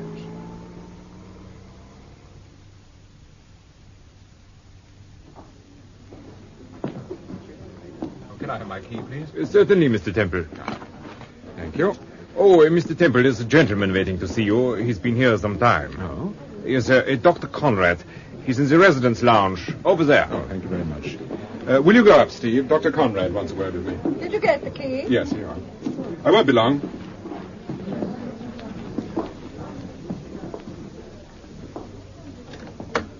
Ah, Mr. Temple. Dr. Conrad, I apologize. I'm sorry you've had such a long wait. Oh, that's all right. I ought to have telephoned you first, but I'm flying back to London tomorrow night, and I thought I'd like a word with you before I left. Yes, of course. But I'm sorry I've no news for you at the moment. Oh. I hardly expected you would have. I'm sorry I have to leave Garmisch, but I've several patients in London I must see. If there should be any development, I'd be glad if you telephone me immediately. Yes, of course. Here's my card. I've written down my private number as well as the one in Harley Street. Thank you, Doctor. There's just one other thing. Yes? I want you to forget what I told you about Elliot France. No. I had a long talk to him this afternoon, and I'm quite convinced he's normal and perfectly fit. His cure was obviously of a permanent nature. What does that mean exactly, Dr. Conrad? Well, it means, in my opinion, he's not involved in this affair in any way. And that's your professional opinion? Yes. That's my professional opinion. Thank you, Doctor. I'll bear it in mind.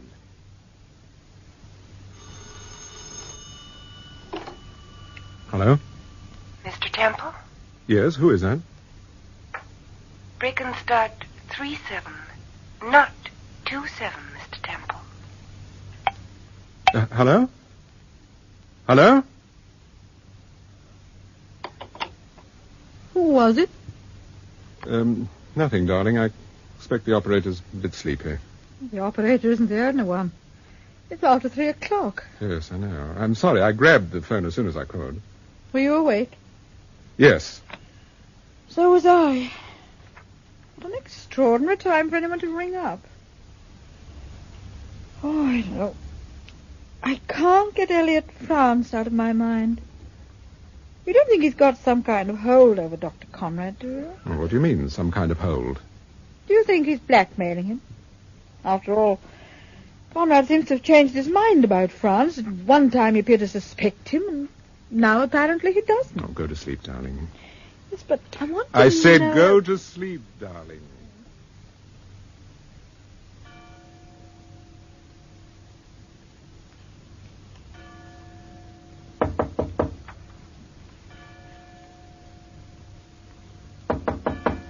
Come in. Good morning, madame. Your tea. Oh, good morning. Would you draw the curtains, please? Certainly. It's a lovely morning, Mrs. Temple. Oh, yes, isn't it? Herr Temple will not be wanting tea. I don't know. I should imagine he would. Paul? Paul, are you in the bathroom? Paul? My husband doesn't seem to be here. It's such a lovely morning, madame. Perhaps he's gone for a walk. Yes. Is there anything you require? Oh, no. No, thank you. Thank you, madame.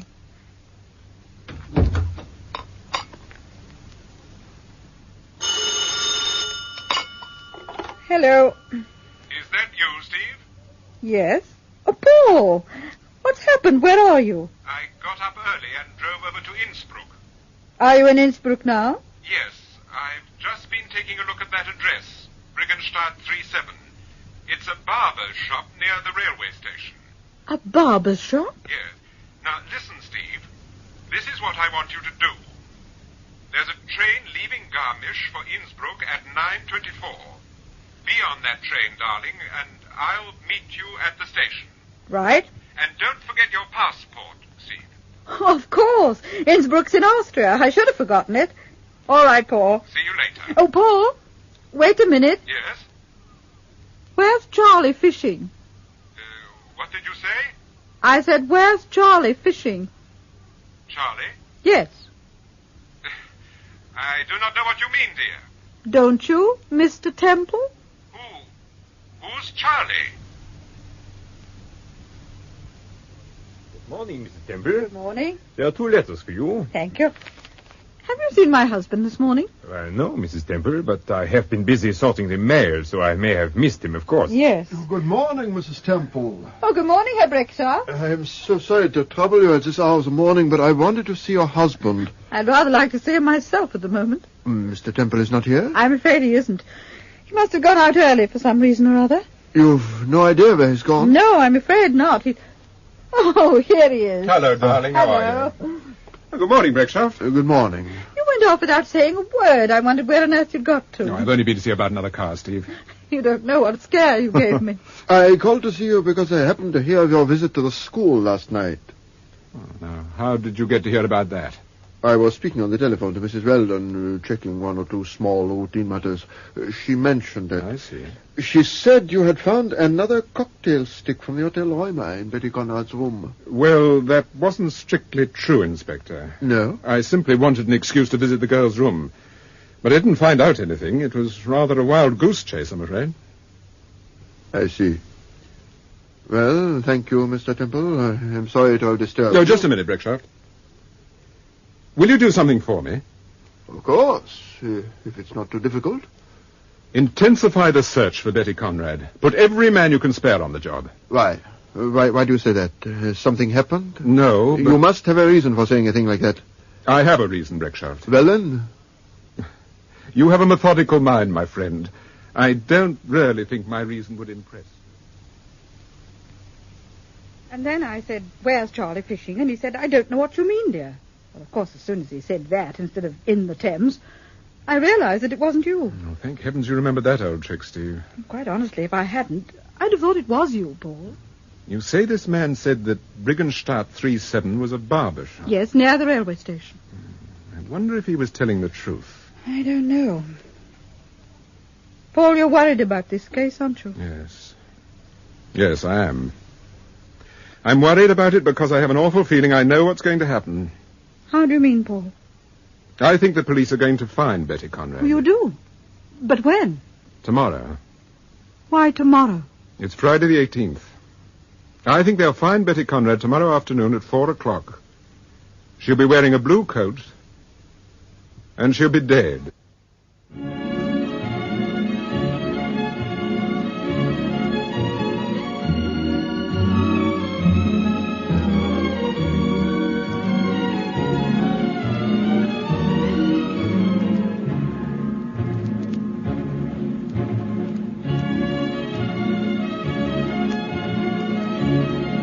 Part of Paul Temple was played by Peter Cook, and Steve by Marjorie Westbury. Sir Graham Forbes, Richard Williams, Herr Brechtschaft, Geoffrey Siegel, Mrs. Weldon, Virginia Winter, and Elliot France, James Thomason. Gerda, Hilda Schroeder, Madame Klein, Dorothy Holmes Gore, Dennis Harper, John Brining, Elsa, Countess Decker, Joan Matheson, and Dr. Conrad, Rolf Lefevre. Joyce and Fritz Gunther, Dorothy Smith and George Hagan, June Jackson, June Tobin, Captain Williams, John Bennett, Inspector Vosper, Hugh Manning, Inspector Digby, Peter Wilde, Paddy, alias Captain Smith, John Hollis, Betty Conrad, Jane Jordan Rogers, and Charlie, James Beattie. The Paul Temple serials are written by Francis Durbridge and produced by Martin C. Webster.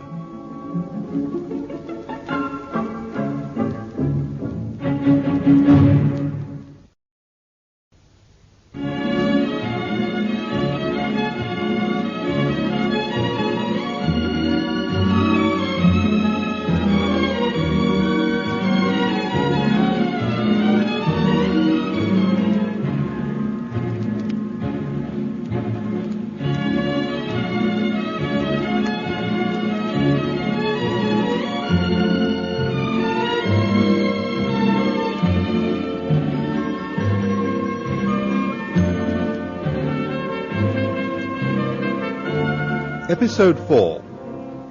A Visit to Innsbruck. She'll be wearing a blue coat, and she'll be dead. But why do you think that? Well, it's just a feeling I've got, a sort of... Darling, intuitions of my department. You thrive on facts. Yes, I know, but somehow... Croissant, sir? Oh, thank you. Coffee, madam. Thank you. Anyway, cheer up, Steve. My intuitions aren't always so hard. I should be more worried if you'd had this intuition instead of me. Do you intend to go over to Innsbruck this morning? No, we'll leave that for a little later on in the day. But why? I should have thought it would been better to go this morning. Well, the fact is, I don't want to leave the hotel just yet. I'm expecting a phone call. Oh? From the school. From Mrs. Weldon? Yes. But you saw her last night. Why should she telephone you this morning? I don't know why until I get the phone call. But you said you were expecting the call. That's right, darling. I am. Paul, you really are exasperating. Eat your breakfast, Steve.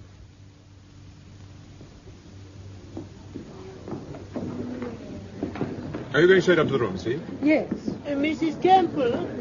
Oh, good morning, Madam Klein. I'm delivering a parcel for an American lady who is staying in the hotel. Oh, I see. Paul, this is Madam Klein. You remember where I bought my blouse? Oh, yes, of course. How do you do, Mrs. Klein? Good morning, Mr. Temple. I was just going to ask your wife about Betty Conrad. Is there any news of the poor girl? No, I'm afraid not. Oh, dear. I believe Betty was a customer of yours. Yes, poor child. She was due to call tomorrow at 4 o'clock to pick up a coat we were making for her. So I understand. But of course she won't be there now, I'm afraid. If by any chance she does turn up for that appointment, I'd be most grateful if you telephone me, Madam Klein. Why, yes, of course, Mr. Temple. Now I must... I understand Dennis Harper is also very anxious about Betty Conrad. Harper? I'm afraid I know no one of that name, Mr. Temple. Oh, but surely, Madam I'm Klein... sorry, I was under the impression that you were the lady who dined with Mr. Harper at the Hotel Roymer. I must have been mistaken. Hotel Roymer? At Oberammergau. Oh. It's run by two very nice people named Gunther. They have an unusual gimmick there, by the way. Wait a moment. Ah, here we are. A cocktail stick? Yes, with the head of an Alsatian dog. So I see. Have you seen a cocktail stick like this before? Yes, I have. Where? I can't remember where. Oh, yes, there's a shop in Munich next to the post office. I think I saw something like that in the window. I see. Now, if you will excuse me, I must deliver this parcel. Goodbye, Madam Klein. Don't forget to telephone me if Miss Conrad turns up for the appointment.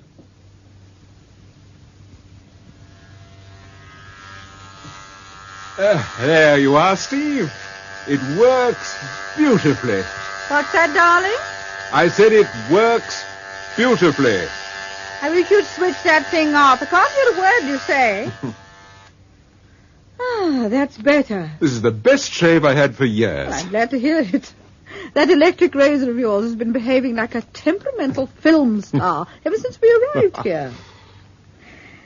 Paul, I've been thinking about Madame Klein. You do surprise me. No, I'm serious. Do you think she was lying? About the shop in Munich and the cocktail sticks? Yes, I'm sure she was. She's been to the Hotel Roymer, all right, and with Dennis Harper. What do you think of her? Oh, I was quite impressed. She's a very intelligent woman, I should imagine. Speaks awfully good English. Yes. Of course, she's years older than Dennis Harper. Yes, I suppose she is, but she's not entirely unattractive. No, I suppose not, if you like that type. Men usually do, darling. Dark, slender, seductive. Oh, I wouldn't exactly call her slender. Will you answer that, Steve? If it's Mrs. Weldon, tell her we'll come straight away. Yes, all right, dear. Hello? Hello. Is that you, Mrs. Temple? Yes? This is Mrs. Weldon. Could I speak to your husband, please? Oh, not at the moment. Can I take a message? Well, do you think he could come along to the school as soon as possible? Yes, I think so, Mrs. Weldon. Has something happened? Yes, but I can't tell you about it over the telephone. Do tell your husband to come immediately. Please, Mrs. Temple. Yes, all right. Don't worry. I'll see he gets your message. Thank you. Goodbye. Goodbye. Well? She wants us to go down to the school straight away. Yes, all right. Paul, what is this? You were expecting that telephone call. What's happened? One of our pupils has disappeared. Another one? Yes. Who is it this time? June Jackson. Oh, no. I just can't understand it, Mr. Temple. It's a complete mystery. When did you realize June was missing? At breakfast. She wasn't in her place, so I sent one of the girls up to her room. There was no sign of her. Has anyone seen her this morning? Apparently not. I made inquiries at assembly after breakfast, but no one had seen her. I'm most upset. I suppose I ought to cable her people. Oh, I should wait a little, Mrs. Weldon. Let's hear a bit more about it first. Could you give me some idea of how she might have left the school without anyone seeing her? Well, her room is on the first floor. I suppose she could easily have climbed down onto the terrace. Or simply walked down the stairs into the entrance hall and let herself out by the front door? Well, yes, she could have done that if there was no one about at the time. If there had been a struggle and she'd screamed... Oh, we should have heard her, Mrs. Temple. I'm sure of that. No, I've come to the conclusion that June must have walked out of her own free will. Why? I can't imagine why. Unless in some curious way June is mixed up with the disappearance of Betty Conrad. Have you told anyone else about this, outside the school, I mean? Yes, I told Elliot France. Oh. He happened to telephone me. Had Mr. France any idea why June might want to walk out on you? No, of course he hadn't. He told me to get in touch with your husband straight away, Mrs. Temple. Well, I don't quite know what to suggest. Have you searched the girl's room, Mrs. Weldon? Yes, I took a quick look round just after breakfast, but there didn't seem to be anything. But perhaps if we went up there now, Paul. Oh, there's Mr. Francis' car. Excuse me. Paul, what is the matter with you? Aren't you interested in this new development? Intensely interested. Well, you don't sound it. Well, what would you like me to do, darling? Rush round the room taking fingerprints? I'd like you to ask a few intelligent questions and give poor Mrs. Weldon the impression that you are at least interested in the case. Good morning, Mrs. Temple. Good morning. I can't tell you how relieved I am to see you. Good morning, Franz. This is a dreadful business. You've no idea what could have happened to June, I suppose? Well, she seems to have disappeared. We already know that, Mr. Temple. I suppose she didn't leave a note or anything. No, there was no message of any kind. Have you searched her room, Temple? I haven't, but I believe Mrs. Weldon has. But don't you think it might be a good idea if you did search it? I don't really think so. You didn't find anything unusual in the room, did you, Mrs. Weldon? No. No, everything appeared to be perfectly normal. Well, what do you suggest, Temple? I suggest you get in touch with the police. With the police? It's the usual procedure in a case of this kind. But, Mr. Temple, I was relying on you You asked to... my advice, Mrs. Weldon. I'm giving it to you. Get in touch with Inspector Breckshaft straight away. Come on, darling. I think we'd better get back to Garmisch. There are one or two things I want to do this morning.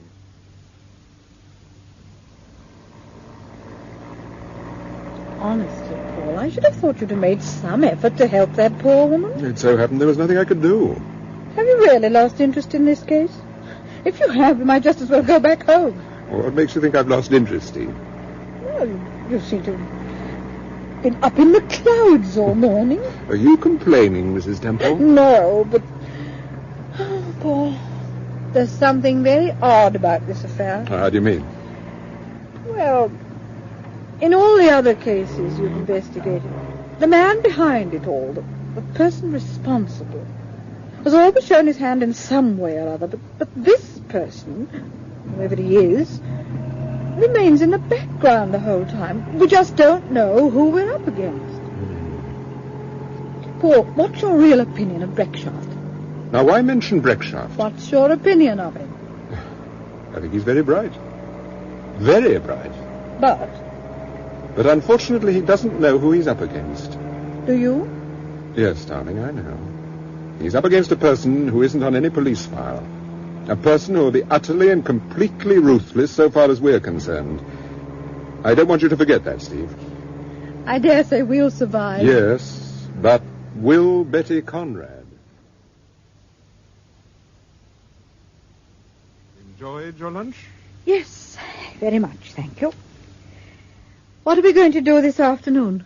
Oh, I suppose you want to go to Innsbruck. Later, darling. Probably this evening. I thought the trip to Innsbruck was urgent. No, it can wait. I'm not even sure that it's necessary. You mean that it might be a trap? What's your opinion? You appear to have pretty definite opinions these days. Well, if it was a trap of some kind, I don't see why anyone should... Temple? Yes? A telegram, sir. Oh, thank you. Oh, good. That's all right. No reply? No, thank you. Oh, thank you, sir. Who's that from, Paul? Oh, just a friend of mine. The Inland Revenue, I presume. Would you like to see it? Yes, I would. There you are. Munich, door 15. Parcel arrived safely. Kindest regards, Sam. Who's Sam? Short for Samuel James Hinton, Esquire. Hinton? Do you remember the young American we met 2 years ago? We all had lunch together at the Waldorf in New York. Oh, yes, I remember. Very nice man. He was with you now. Yes, well, he isn't any longer. He's working for the Americans now in Munich. But what's all this about a parcel? Did you send him a parcel? Steve, you're asking far too many questions today. Well, they don't seem to be getting me anywhere.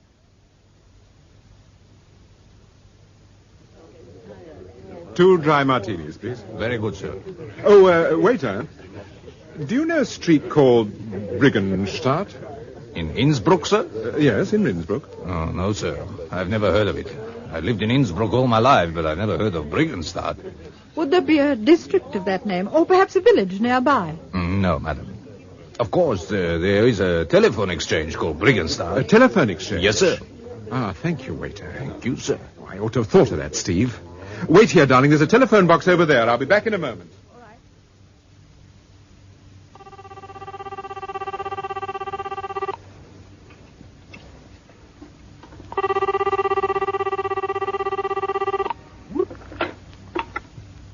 Hello? Is that Briggenstadt 37? Yes, that's right.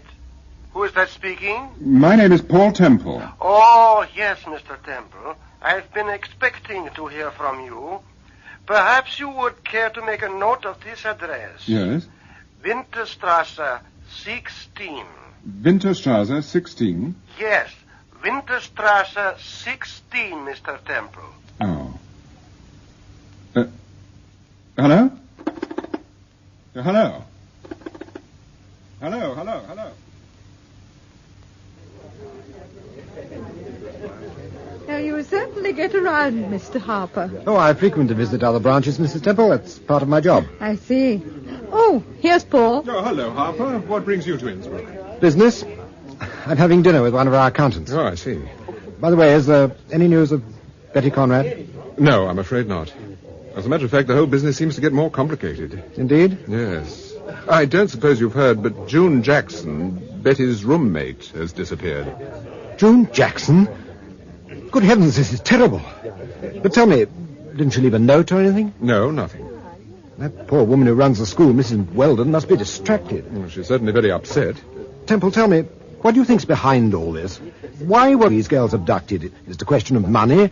Has anyone asked for a ransom? Not to my knowledge. And we can't be sure that the girls were abducted. But Betty liked the place. She adored it. Why should she run away? Well, perhaps she was lured away by someone. Yes, but why? That's the point. I just don't understand it. Don't you, Harper? No. Well, if you'll excuse us. Yes, of course. There's my man just coming in. Phone me if there's any news, Mr. Temple. Yes, of course. Goodbye, Mrs. Temple. Goodbye. He certainly seemed upset about June Jackson, didn't he? Yes.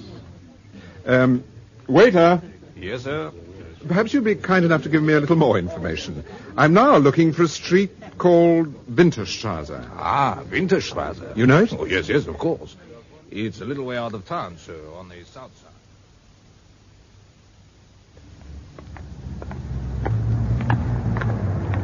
Just as where we left the car around the corner. Oh, it's an awful road. It should be called Grassleystrasse, not Winterstrasse. Really? I wonder why it's so deserted. I suppose the houses are occupied. Can you see the number of this house? Well, this one's 12. The next 14. 16. Yes, this is it.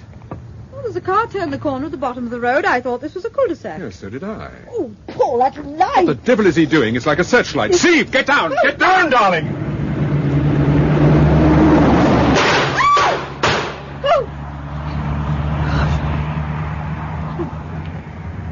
Steve, you hurt? Paul. Steve, you all right? Yes, I'm all right. What about you? I'm all right, dear. Not a scratch. Oh. I just don't see how they missed us, Steve. It's quite extraordinary. I just don't see how he could have missed us. Oh, they did, thank goodness. What are you looking for? Just looking at the door and the stonework. There's no sign of a bullet mark anywhere. Well, what does that prove? It proves that the man in the car deliberately aimed very wide. Or what, darling? By Timothy, Steve, I've got it. He was using blanks.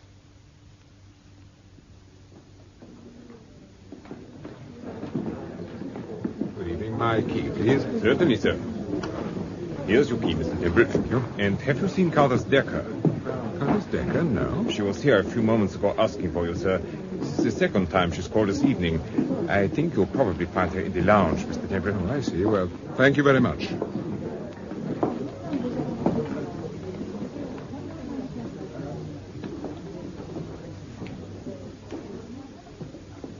I'm so sorry to have kept you waiting, Countess. I'm afraid I wasn't expecting you. No, of course not. I came on the off chance. Oh, good evening, Mrs. Temple. Good evening. Mr. Temple, I hate to trouble you. I know you're frightfully busy, but something rather unusual has happened. I think you ought to know about it. Oh, go on, Countess. This afternoon I went shopping in Garmisch. I parked my car in the usual place.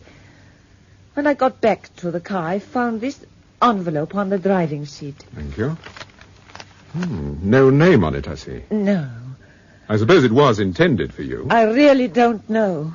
And what was inside it? This ring and this cocktail stick.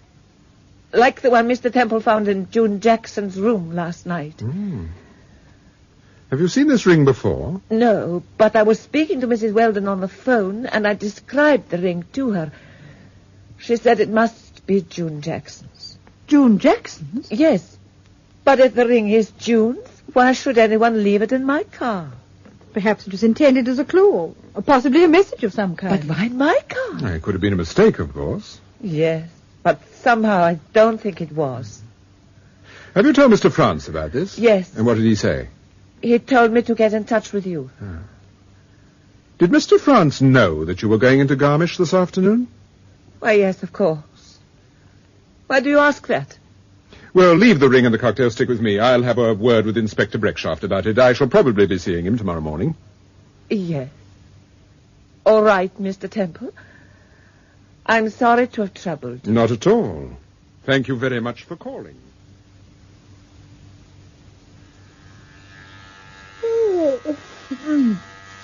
What time is it, Paul? Nearly 9 o'clock. Your beastly razor woke me. Oh, we should have been up hours ago.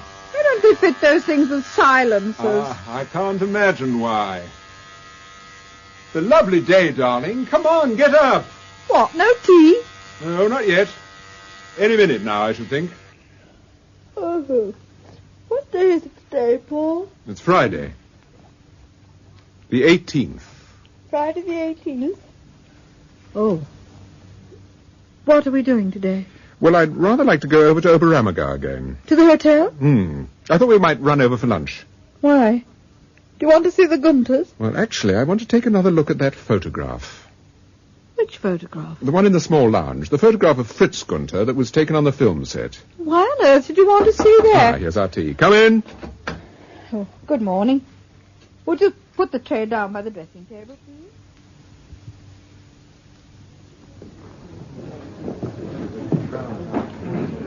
Certainly very busy today. Do you think we'll get a table? It looks a little doubtful. We should have telephoned. No, I particularly didn't want to do that. Surely the Gunters... Steve, Gunter's just caught sight of us. Listen, I want you to sneak into the small lounge and take a look at the photograph I told you about. Yeah. There's a date on it. I want to know what it is. All right. Why, Mr. and Mrs. Temple, I am delighted you should honor us again so soon. Morning. Well, it was such a lovely morning, we were tempted to go out for a drive. Of course. Shall we go into the cocktail bar? Would you excuse me a moment? Oh, yes, of course, darling. We'll be in the cocktail bar. Cloakrooms on the first floor, Mrs. Temple. Thank you.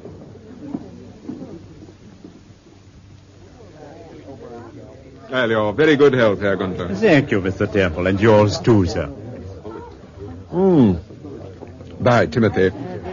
I needed that. Mr. Temple, I have been meaning to ask you, that message I gave you, the one over the telephone, was it all right?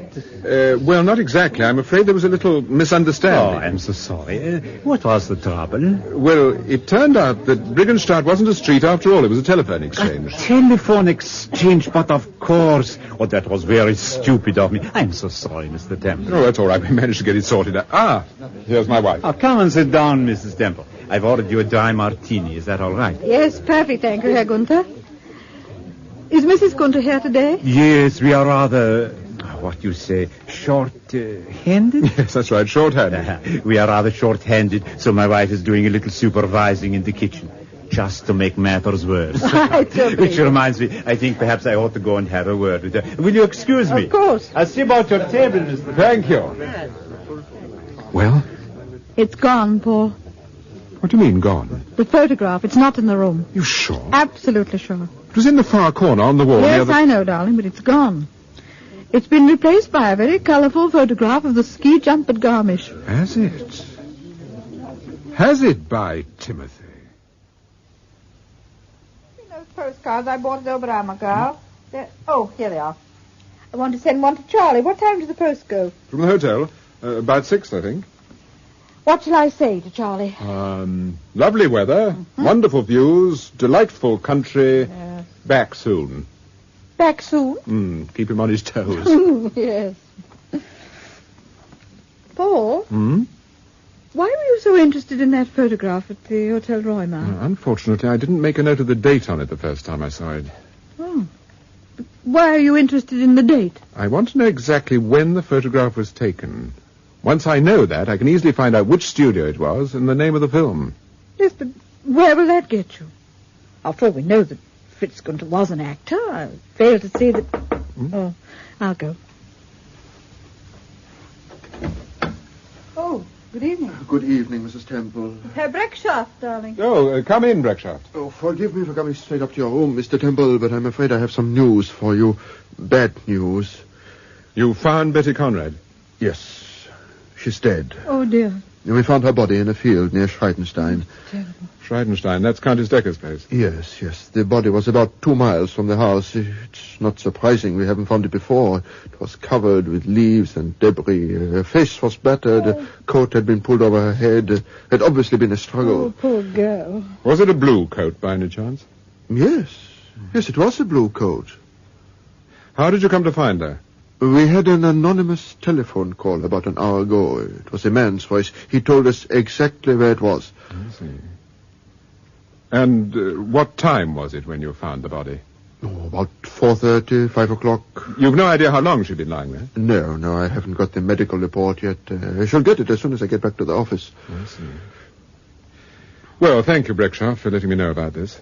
If only we had some idea of what this was all about, Mr. Temple.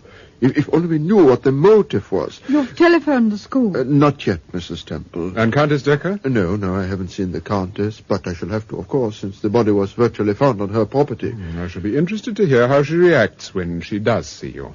I'll telephone you later this evening, if I have any more news. Thank you. Good night, Mrs. Temple. Good night, Herr Breckschaft. Good night. Good night, Mr. Temple. Oh, dear. Paul, couldn't this murder have been prevented? Steve, I tried. I did everything I could. I even... Go on, darling. I don't think you realize it, Steve, but I've been working like mad to prevent a second murder. A second murder? Yes, but don't ask me for It's all right. I'll take it. Hello? Herr Temple? Yes? I have a personal call for you from London. From Sir Graham Forbes. Oh, thank you. Put him on, please. It's Sir Graham, darling. Hello, Temple? Hello, Sir Graham. Temple, can you hear me? Yes? I've got some news for you. Yes, I've got some news for you, too, Sir Graham. Betty Conrad's dead. Dead? Yes, they found her body about an hour ago. She was murdered. Temple, are you all right? Yes, of course I'm all right. What the devil are you talking about?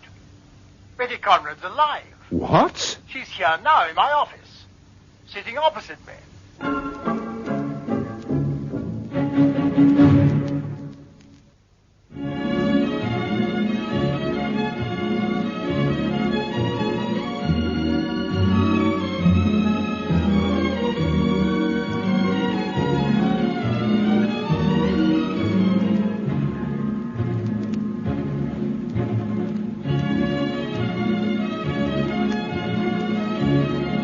Part of Paul Temple was played by Peter Cook, and Steve by Marjorie Westbury.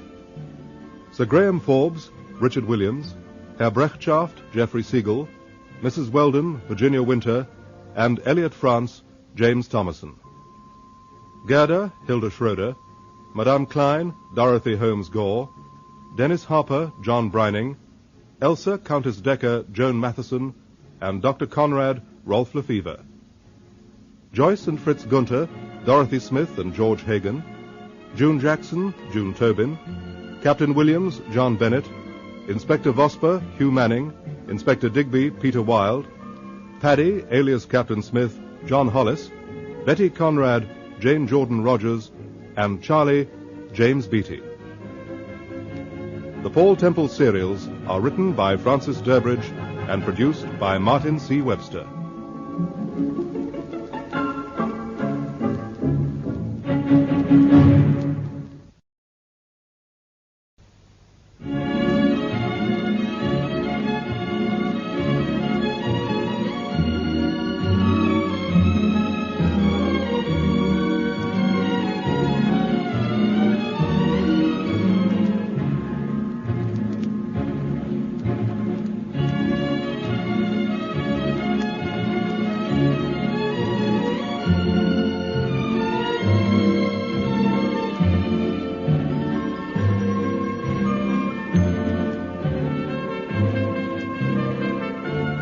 Episode 5, A Dry Martini. What the devil are you talking about? Betty Conrad's alive. What? She's here now in my office, sitting opposite me. But, Sir Graham, the body of a girl about Betty's age was found near here this afternoon. Breckshaw thought it was Betty Conrad. But why should they? Well, I suppose it was only natural. But tell me, is she all right? Well, there's nothing wrong physically, but she isn't normal by any means. She either can't or won't tell us why she left the school and how she got to London. Has she been drugged, do you think? No, I don't think so. There are none of the usual symptoms, anyhow. Where did you find her? One of Vosper's men found her sitting on a seat in Hyde Park. She looked dazed and ill, so we questioned the girl. To his astonishment, he discovered she was Betty Conrad. We telephoned Harley Street at once, and her stepmother came along and identified her. So there's no doubt that it is Betty Conrad? No, not the slightest. By the way, you might let her father know. I understand he's still in Germany. Yes, he's here in Garmisch. You might pass the word to Breckshaft as well. It'll save me phoning him direct. Yes, of course. Well, I'll be in touch, Sir Graham. Yes, all right. My love to Steve. Thank you, and thank you for telephoning. Goodbye. Goodbye.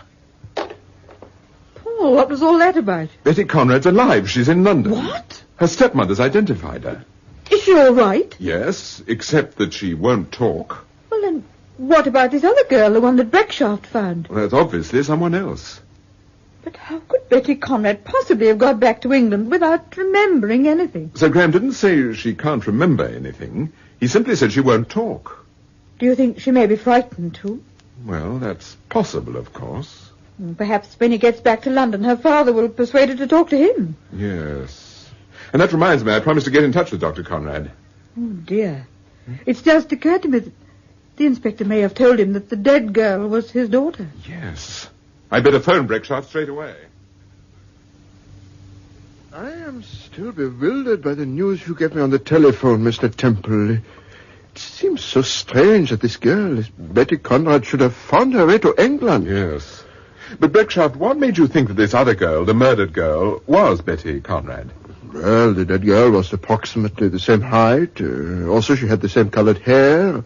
Also, she was wearing a dress and shoes which had been bought in Bond Street, London. Ah, yes, of course, that would make you think it was Betty.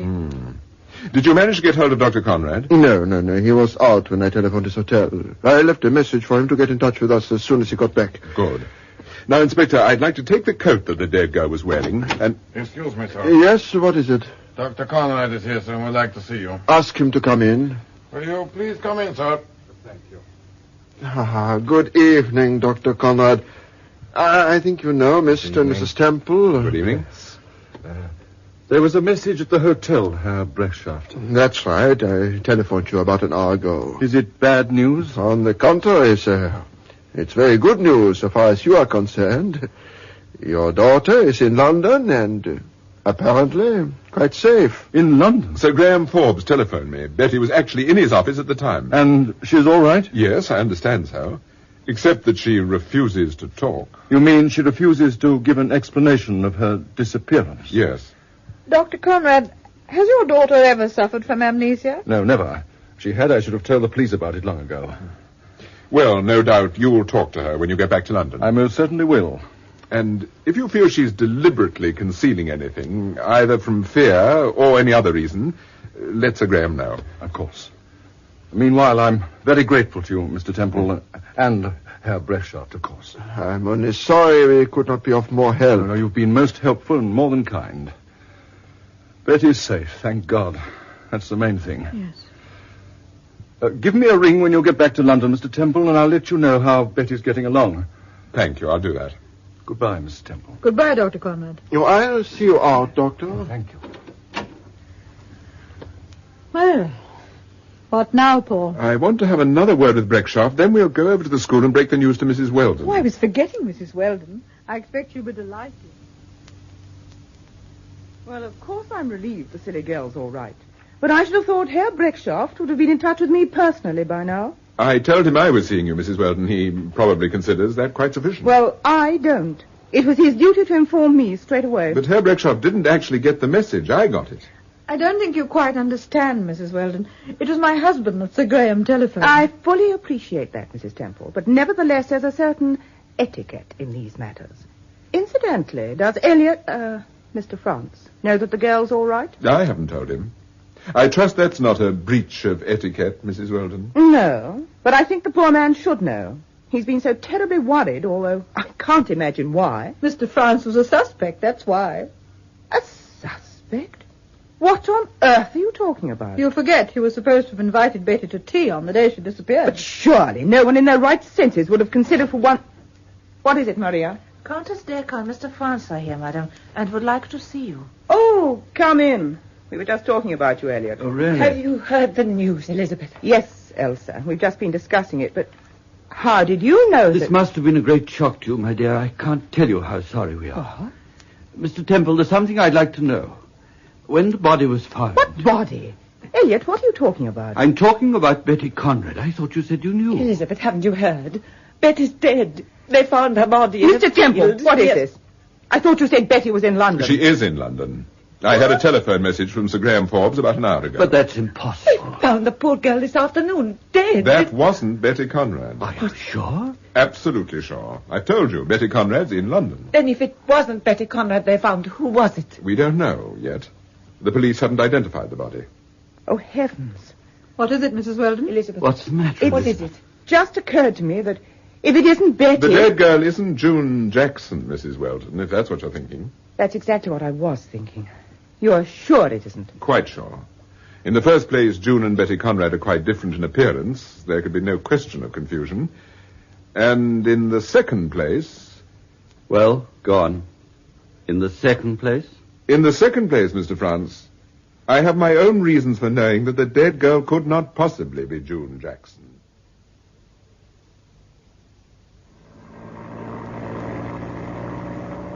Paul, what made you shut up like a clam about June Jackson? Did I? Yes. You got all mysterious and refused to explain anything. How can you be so sure that the dead girl isn't June Jackson? Because I happen to know that June's back in America by now with her parents. In America? But how do you know? Because I planned the whole thing, darling. That was the point of the telegram from Sam Hinton. June Jackson was the parcel he referred to. You mean that Sam met her at Munich and put her on board the plane? That's right, darling. Why didn't you tell me about this before? Because I had no time for explanations. That's why I had to act quickly. Was June in some kind of danger? She certainly was. How did you find out about it? I looked into her eyes. You what? I looked into her eyes. Oh, and you... Steve, as soon as we get back to the hotel, I want you to start packing. Are we going back to London? We are. When? Perhaps tomorrow, perhaps the next day. Maybe next week. Does this mean you're giving up the case? Darling, have you ever known me give up anything? You gave up that diet you started. Diets are different. They don't count. Well, they jolly well ought to. Well, look, Paul. There's Madame Klein. Oh, so it is. She's coming over. I should like to speak to you, Mr. Temple. Could you spare me a moment? Yes, of course. Shall we go into the small lounge? Thank you.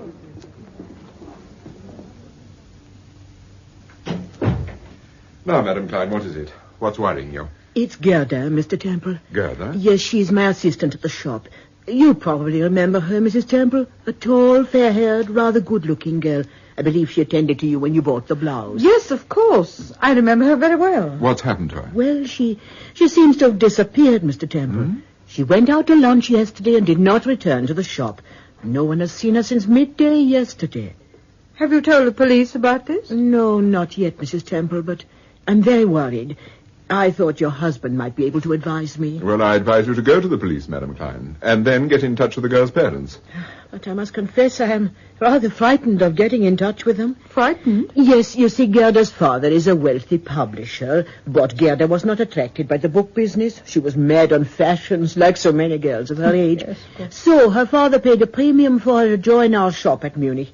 And when I came to Garmisch, they asked me to bring her with me and to keep an eye on the girl. And so you Then see... she lives in Garmisch? Oh, yes, she has a small apartment in the Barmerstrasse. I've seen her landlady, who said that Gerda left the flat just after lunch yesterday, presumably to return to the shop. And she didn't return to the flat last night? No. You don't think there's a young man in this? Oh, no, I'm sure it's nothing like that, Mrs. Temple. Madam Klein, tell me, did Gerda have a distinguishing mark of any kind? No, I don't think so. Why do you ask? Well, do you know of anything that would help to identify her? Oh, nothing. Oh, yes, there is one little thing that perhaps might help. What's that? She had 2 teeth missing here at the side, and she wore a denture. I remember only this weekend she said that one of the teeth was loose, and she must see her dentist about it. Thank you. Now, look, don't worry. Leave this with me. I'll contact the police for you. Thank you. Steve, take Madam Klein and give her a brandy. Yes, sir. I'm going to make a telephone call. All right, Paul. Hello? Hello? One moment, Mr. Temple. Herr Breitschaft is coming. Thank you. Mr. Temple? Breckshaft, I've just had a visit from Madam Klein. Oh, yes, she's from the dress shop owners. That's right. It seems her assistant, a girl named Gerda Holman, has been missing since midday yesterday. Yes? My wife knows this girl by sight and says that her description would tally roughly with that of Betty Conrad. All right, I'll look into this. I think I know what's in your mind. Thank you, Breckshaft. I'll ring you back if there's any news. All right, thank you again. Goodbye.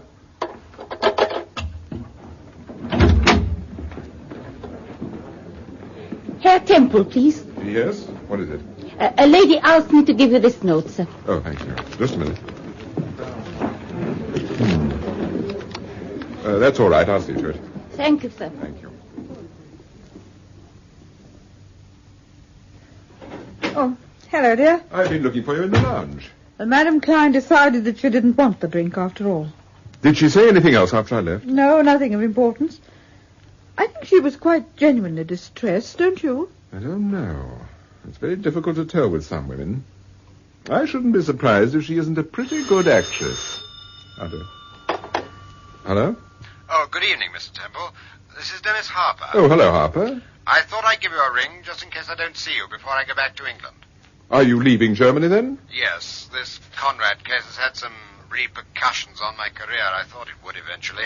There's all these confounded police inquiries. Oh, it was just routine. I told you that. Well, I'm afraid the bank directors don't look at it that way. Well, won't you be glad to get back to London? No jolly fear. I'm just a cog in the machine over there. Don't even dash out for a cup of coffee when I feel like it. It's too frightfully depressing to even think about. There's no news of Betty, I suppose. Yes, as a matter of fact, there is. Oh? She's been found. Oh, has she? Well, we've been expecting it, haven't we? Well, that rather depends. She's alive and apparently quite well. Alive, did you say? Yes. You sound surprised. Well, I am. It's never wise to jump to conclusions, Harper. No, I suppose it isn't. This is on the level. I mean, Betty is all right, isn't she? Yes, she's quite all right. Well, it's very good news, I must say. I'm glad you think so. Well, goodbye. Give my regards to Mrs. Temple. Thank you, I'll do that. Goodbye, Harper. Was he pleased to hear about Betty Conrad? Well, I don't know if pleased is quite the right word. He appears to be more concerned about himself at the moment. In what way? The bank have transferred him to London, apparently under the impression that he's mixed up in this Conrad affair. Ah. So I suppose from his point of view, it's a bit ironic that Betty Conrad should have turned up after all. Still, he knew her quite well. If he'd been murdered, he would have been a suspect along with Elliot France and Countess Decker. Yes. You know, it's rather curious, Steve. When I told him that Betty had been found, he immediately jumped to the conclusion that she'd been found murdered. Well, perhaps he'd heard about this other girl, the one that Breckshaft told you about. He didn't say so. Well, of course, it isn't easy to judge a person's reaction on the telephone. It isn't easy to judge Mr. Harper's reactions at any time.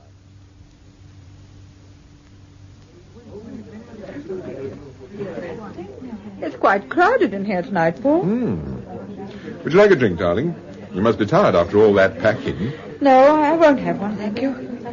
I'm surprised I haven't heard from Breckshaft. I expect the poor man's rather bewildered at the moment. He probably... Oh, here he is. Hello, Inspector. Oh, good evening. I was passing the hotel, so I thought I might just as well drop in and see you instead of telephone. Yes, of course.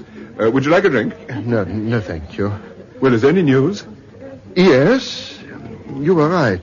There's no doubt that the girl we found is the one who was missing from the dress shop. Gerda? Well, that's one step forward anyway. Have you any idea of the motive? No, not at the moment. I've interviewed Madame Klein, but apparently she knows very little. You can't trace any association with the people we've questioned. Harper, for instance. Elliot France. Countess Decker. No. It looks as if this is a completely new case, Mr. Temple. I think we have no alternative but to treat it as such. You think so? Yes, I do. From your knowledge of police routine, you'll appreciate that side issues can be most distracting, especially in a murder investigation. Surely that rather depends on the side issue. However, I see your point, Breckshaft, and of course I wouldn't dream of intruding. In any case, we were thinking of going back to London tomorrow. So soon? Yes. Well, there's very little point in staying, I suppose, now that the case is over. I didn't say the case was over. But the girl has been found.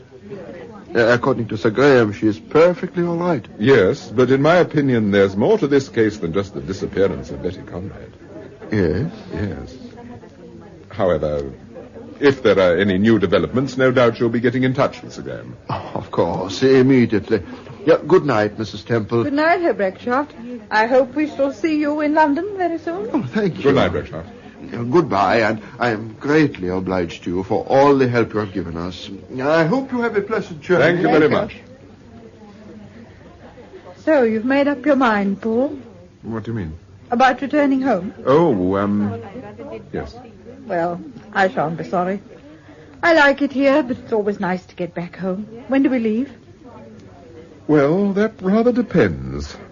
On what? On whether I get a cherry with my dry martini. Darling, you never get a cherry with a dry martini. We shall see.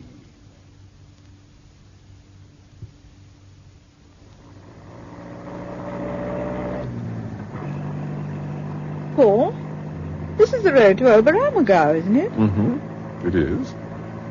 Are we going to the Hotel Reumer again? Yes, darling. I thought we might have dinner there. Food's awfully good. Oh. We are not dashing out to Oberammergau just because the food's good. What's all this about? I'll explain later, Steve.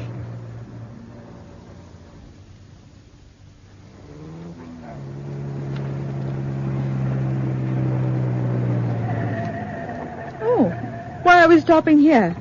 This isn't the Hotel Reumer parking place. I didn't want to drive into the hotel courtyard. We're going there for dinner, aren't we? Yes. Well, I don't see why we shouldn't park the car. Listen, darling, let me explain. After I telephoned Breckshaft this evening, I was handed a note.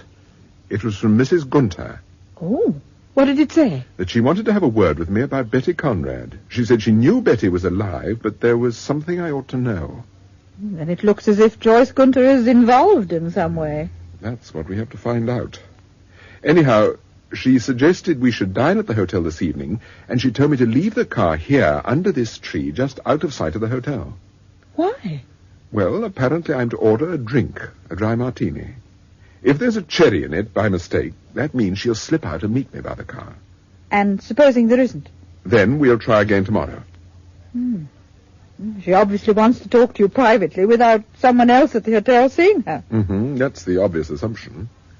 Who do you think she's frightened of? Her husband? Yes, that's my guess. Now, the point is, Steve, I've got to have some excuse for coming back to the car. Yes.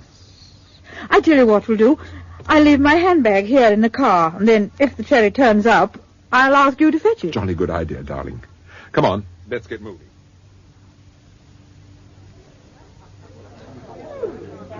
Why, Mr. and Mrs. Temple, how very nice to see you again. Good evening, Herr Gunther. We thought we'd like to have dinner here again. This may be our last visit to Bavaria. So you are returning to London? Yes, I think so. I wish I were coming with you, Mr. Temple.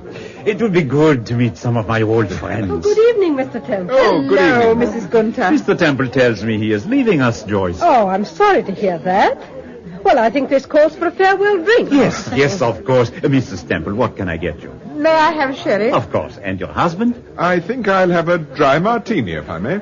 I'll get them, darling. Court is rather busy at the moment. Oh, thank you, my dear. I hope this will not be your last visit to Oberhammergau, Mr. Temple. I sincerely hope not. We like the country very much, don't we, darling? We do. We had a lovely drive this afternoon out to Schelmgau. Ah, yes, it is very beautiful at this time of the year. You know, Herr Gunther, I've a vague idea we met once before, a long time ago, at a film studio. Oh, yes? Were you ever in a film called The Man with 1,000 Voices? The Man with 1,000... No, I don't think so. Although I made several films, of course. You know, I never can remember the titles. No. This film was made at Elstree. Oh, yes, it is possible. I suppose we may have met, Mr. Temple. I had small parts in 2 or 3 very important films that were made at Elstree. But most of my acting was done on the stage, you know. I much preferred it. Yes, I can understand that. Here are the drinks. Mrs. Temple, your sherry. Thank you so much. And Mr. Temple, dry martini. I've got a cherry in my drink. Oh, dear. Shouldn't I put a cherry in a dry martini? It's all right, Mrs. Gunter. I'll have it. I love cherries. It's a good job Mr. Temple isn't an American, or you'd be for the high jump, my darling. Well, skull. Here's to a pleasant journey, Mrs. Temple. Thank you very much, Mrs. Gunter. Give my love to Piccadilly Circus. Have you reserved a table for Mr. Temple? Oh, no, I haven't. I'll see about it straight away. Will you excuse me? Yes, of course. We are rather busy this evening. Well, we'll see you later. Oh, Paul, I think I've left my handbag in the car. Oh, did you, darling? All right, I'll get it for you. I shan't be a minute. You'd better get into the car, Mrs. Gunter. There's less chance of your being seen. No, I can't stay long, Mr. Temple. Otherwise he'll get suspicious. But I had to see you. I had to warn you. Go on. You've got to go back to London. You've got to drop your investigations now, tonight. And if I don't? If you continue to make inquiries about Betty Conrad, about why she disappeared, you or Mrs. Temple will be murdered. Murdered? Yes, there's no doubt about it. Mrs. Gunter, I realize you're trying to help me, but unless you can be just a little bit more specific... I can't go into details. Can't or won't? You know I'm taking a risk by talking to you like this. A greater risk than you'll ever realize. And now I'm going to give you a piece of advice. And, oh, Mr. Temple, I hope for your own sake and for Mrs. Temple's you won't forget it. I'm always prepared to take good advice. When you get back to London, someone will try to get in touch with you. Someone? A man called Smith. Have nothing to do with him. London's full of people called Smith, you know. Well, this man calls himself Captain Smith. Now, remember what I'm telling you, Mr. Temple. Whatever happens, have nothing to do with him.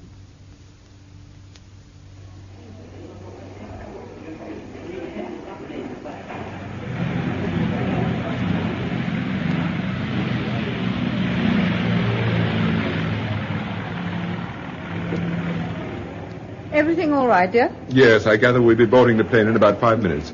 I've sent Charlie a wire asking him to meet us at the airport. Oh, he'll adore that. Nosing around the airport's one of his greatest joys these days. Paul, if you hadn't talked to Joyce Gunter last night, wouldn't be going back so soon? Yes, she didn't influence me one way or the other. No, what I'm really interested in, Steve, is having a talk to Betty Conrad. Paul, do you think Joyce Gunter was sincere last night? Or do you think she was just putting on an act? No, I think she was sincere. But she was also frightened. When a person's frightened, they tend to exaggerate. In other words, you don't think we're in danger? Oh, I wouldn't say that. But I think it's the sort of danger we can cope with. At least, I hope so. I was just going to say, famous last words. Anyway, it'll be good to be home again. There are 101 things I want to do. I bet I know what one of them is. What? You want to make inquiries about Captain Smith. Steve, you can read me like a book. I ought to by this time. Well, I did intend to have a word with Vosper about it. If the man's got a record, there's an outside chance that... Excuse me, sir. Yes? These flowers are for Mrs. Temple. Oh. Oh, aren't they lovely? Thank you very much. Who sent them, do you know? Yes. The lady at the kiosk told me a Herr Breckschaft telephoned first thing this morning and ordered them specially for Mrs. Temple. Oh, how very kind. And they say our policemen are wonderful. We're ready to go on board now, sir, if you'll come this way. Oh, thank you. You look exactly like a film star, darling. Oh, don't be silly, sweetie. You're my husband.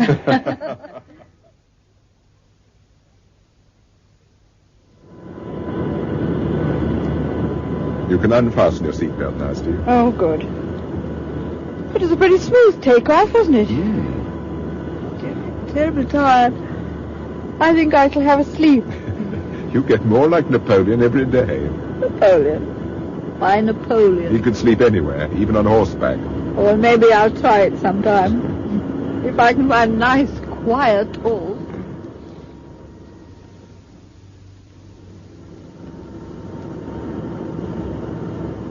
Wait, excuse me, sir. Yes, what is it? I think this note must have fallen out of Mrs. Temple's bouquet. Oh, good. Oh, how long have I been asleep, darling? Oh, only about 20 minutes. What was the stewardess saying? She brought this note. She said it must have fallen out of the bouquet. Oh, that explains why there was no card. What does it say, darling? Steve, what is it? Paul, listen to this. There is a bomb on the plane. Tell the captain to turn back.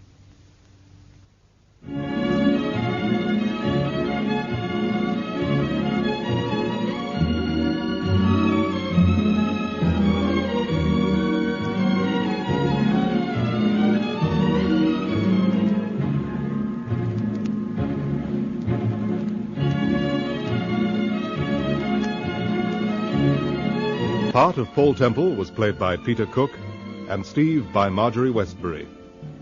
Sir Graham Forbes, Richard Williams, Herr Breckschaft, Geoffrey Siegel, Mrs. Weldon, Virginia Winter, and Elliot France, James Thomason. Gerda, Hilda Schroeder, Madame Klein, Dorothy Holmes Gore, Dennis Harper, John Brining, Elsa, Countess Decker, Joan Matheson, and Dr. Conrad, Rolf Lefevre. Joyce and Fritz Gunther, Dorothy Smith and George Hagan, June Jackson, June Tobin, Captain Williams, John Bennett, Inspector Vosper, Hugh Manning, Inspector Digby, Peter Wilde, Paddy, alias Captain Smith, John Hollis, Betty Conrad, Jane Jordan Rogers, and Charlie, James Beattie. The Paul Temple serials are written by Francis Durbridge and produced by Martin C. Webster.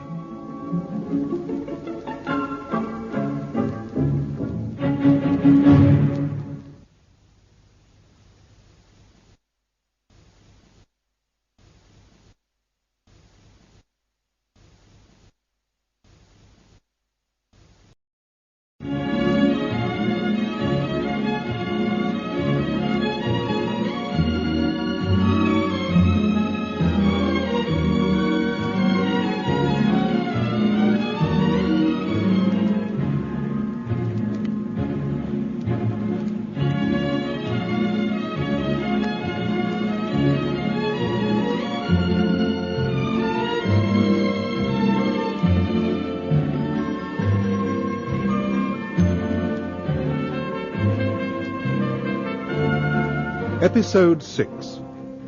Concerning Captain Smith. There is a bomb on the plane. Tell the captain to turn back. Let me see the note, Steve. It looks like a woman's handwriting. I suppose it could be some sort of a joke, though surely Breckschaft would never do a thing like that. It's nothing to do with Breckschaft, I'm sure of that. Can I get you anything? Not at the moment, thank you, but can you tell me the name of the captain? Captain Williams. Would it be possible for me to have a word with him? My name is Temple. Would you like to see him now, Mr. Temple, immediately? Yes, I would. It's rather urgent. Well, if you'll come with me, I'll take you to him. Thank you.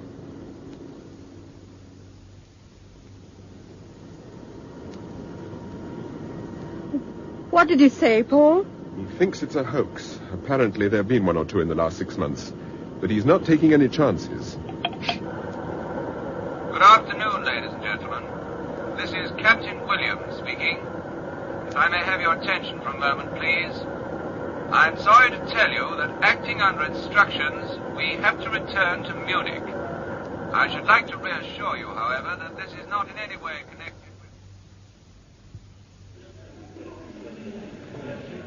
Well, we made it, Mr. Temple. I'm very sorry to have given you this trouble, Captain Williams. Not at all. Can't take any chances.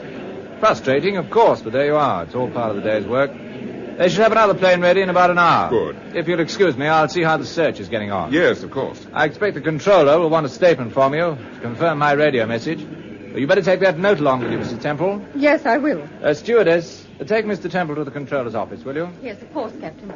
This way, please.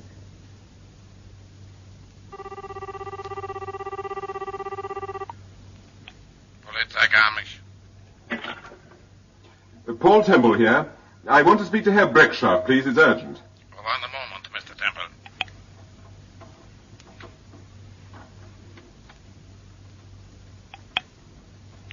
This is a surprise, Mr. Temple. Where are you speaking from? I'm at the airport. We had to turn back. Breckschaft, forgive my asking, but did you send my wife some flowers? Flowers? Yes, a bouquet. There was a note inside. No, I'm afraid I didn't. Oh, it's all right, Breckschaft. It just happened that Steve had a bouquet delivered in your name. In my name? Inside was a note warning us that there was a bomb on the plane. But I know nothing about this, I assure you. No, I didn't think you did. But was there a bomb on the plane? We don't know. They're still searching it. Breckschaft, tell me, is there any more news about that girl, Gerda Holman? No, there's no news. Although we found something in her handbag which might interest you. Oh, what was that? We found a membership card for the Groove Club, Soho, London. It was dated about 3 weeks ago. Oh, that's interesting. So Gerda was in London just before Betty Conrad disappeared. Yes. It seems she'd been there 3 times in the past 18 months. Madame Klein has given me quite a lot of information about her. Her father owns the House of Holman, the book publishers. Yes, I know. Well, I'll be interested to hear of any further developments. I shall be telephoning Sir Graham. I may even be in London myself very soon. Oh, really? Well, I shall look forward to seeing you. Goodbye. Goodbye. Oh, Breckschaft, just a moment. Yes? About that publishing firm, the House of Holman, what sort of books do they publish, do you know? I think they are just general publishers. Why do you ask? Oh, I wondered, that's all. Oh, excuse me, I see the captain of our plane outside. I think he wants to have a word with me. Goodbye, Mr. Temple. Goodbye.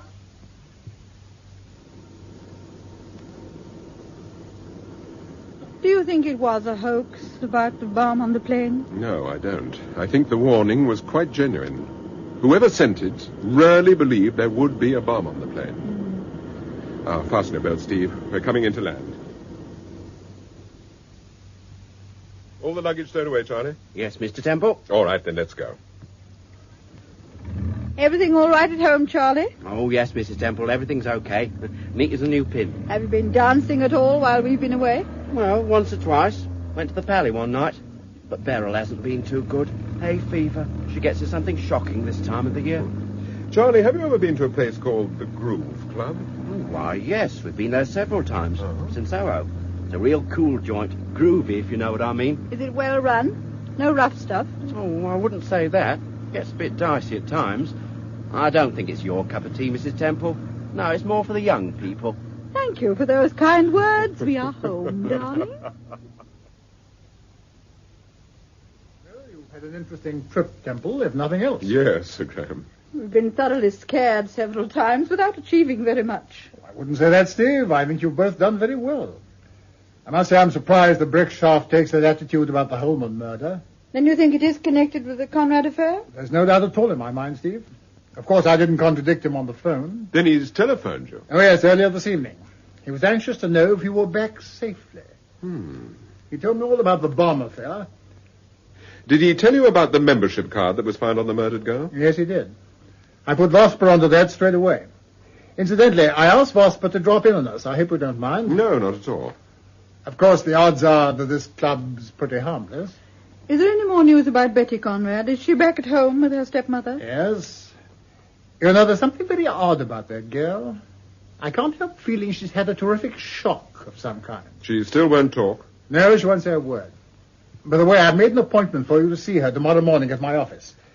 Is 11 o'clock all right? Yes, that's fine. Have you told Betty about the murder of Gerda Holman? No, I thought I'd leave that to you, Temple. It might give you some kind of lead. Yes, I agree, Sir Graham. Inspector Vosper says you're expecting him. Oh, yes, show him in, Charlie. All right, Inspector. Oh, thank you. Good evening, Mrs. Temple. Good evening. Hello, Temple. Hello. Nice to have you back. Thank you very much, Vosper. Evening, Sir Graham. Hello, Vosper. Before I forget, Sir Graham, another call came through for you from Breckshaft just after you left the office. Oh, what is it this time? He says he'll be in London tomorrow and will be getting in touch with you. When I said I was seeing Temple this evening, he asked me to tell you that the House of Holman specialize in medical books, particularly on neurology and psychiatry. Does that make any sense to you? Yes. Thank you, Inspector. Holman. That's the same name as the murdered girl? Yes, it's the family firm I mentioned to you, Sir Graham. It's just an idea that occurred to me. Well, how did you get on at the Groove Club, Vosper? All right. It's been going about 2 years, sir. Mm-hmm. No real trouble so far as we're concerned. But the narcotics squad have had their eye on it. Have they? That's interesting. Who told you that? Colonel Webster, sir. He's in charge of the NS. Well, I expect you're very tired after your journey, Steve. I'm a bit. You'll both want to turn in pretty soon. Come along, Vosper. See you tomorrow, Sir Graham. Good night, Steve. Good night, Sir Graham. Good night, Temple. Good night. Goodbye, Mr. Temple. Good night, Inspector. Gosh, I am tired. I don't think I shall have any difficulty in sleeping tonight. No. Paul, why do you think Breckshaft's coming to London? I don't know. I should have thought he was up to his eyes with the Gerda Holman case. So he is.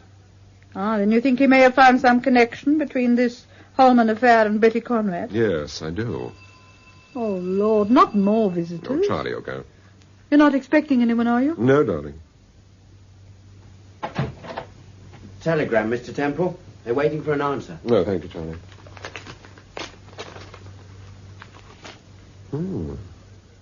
Yeah, it's all right, Charlie. There's no reply. Okie doke, sir. Who's it from? Well, it doesn't say, but I know. It's from Joyce Gunter. Don't forget my warning about Captain Smith. I was serious, Mr. Temple. You know, you told me about Smith, Paul, but you didn't tell me exactly what Joyce Gunter said. Well, she simply said that Smith would try to contact me, and she told me to stay clear of him. But who is this man, Smith? I don't know, darling.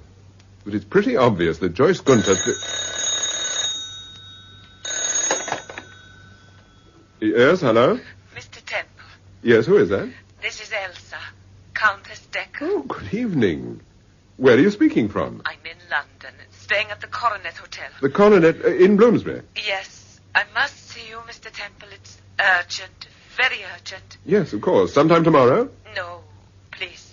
Tonight, if it's possible. Well, it's rather... I've got a lot to tell you about this affair, and I don't Which want... affair? The disappearance of Betty Conrad. The murder of Gerda Holman. So much you do not know, Mr. Temple.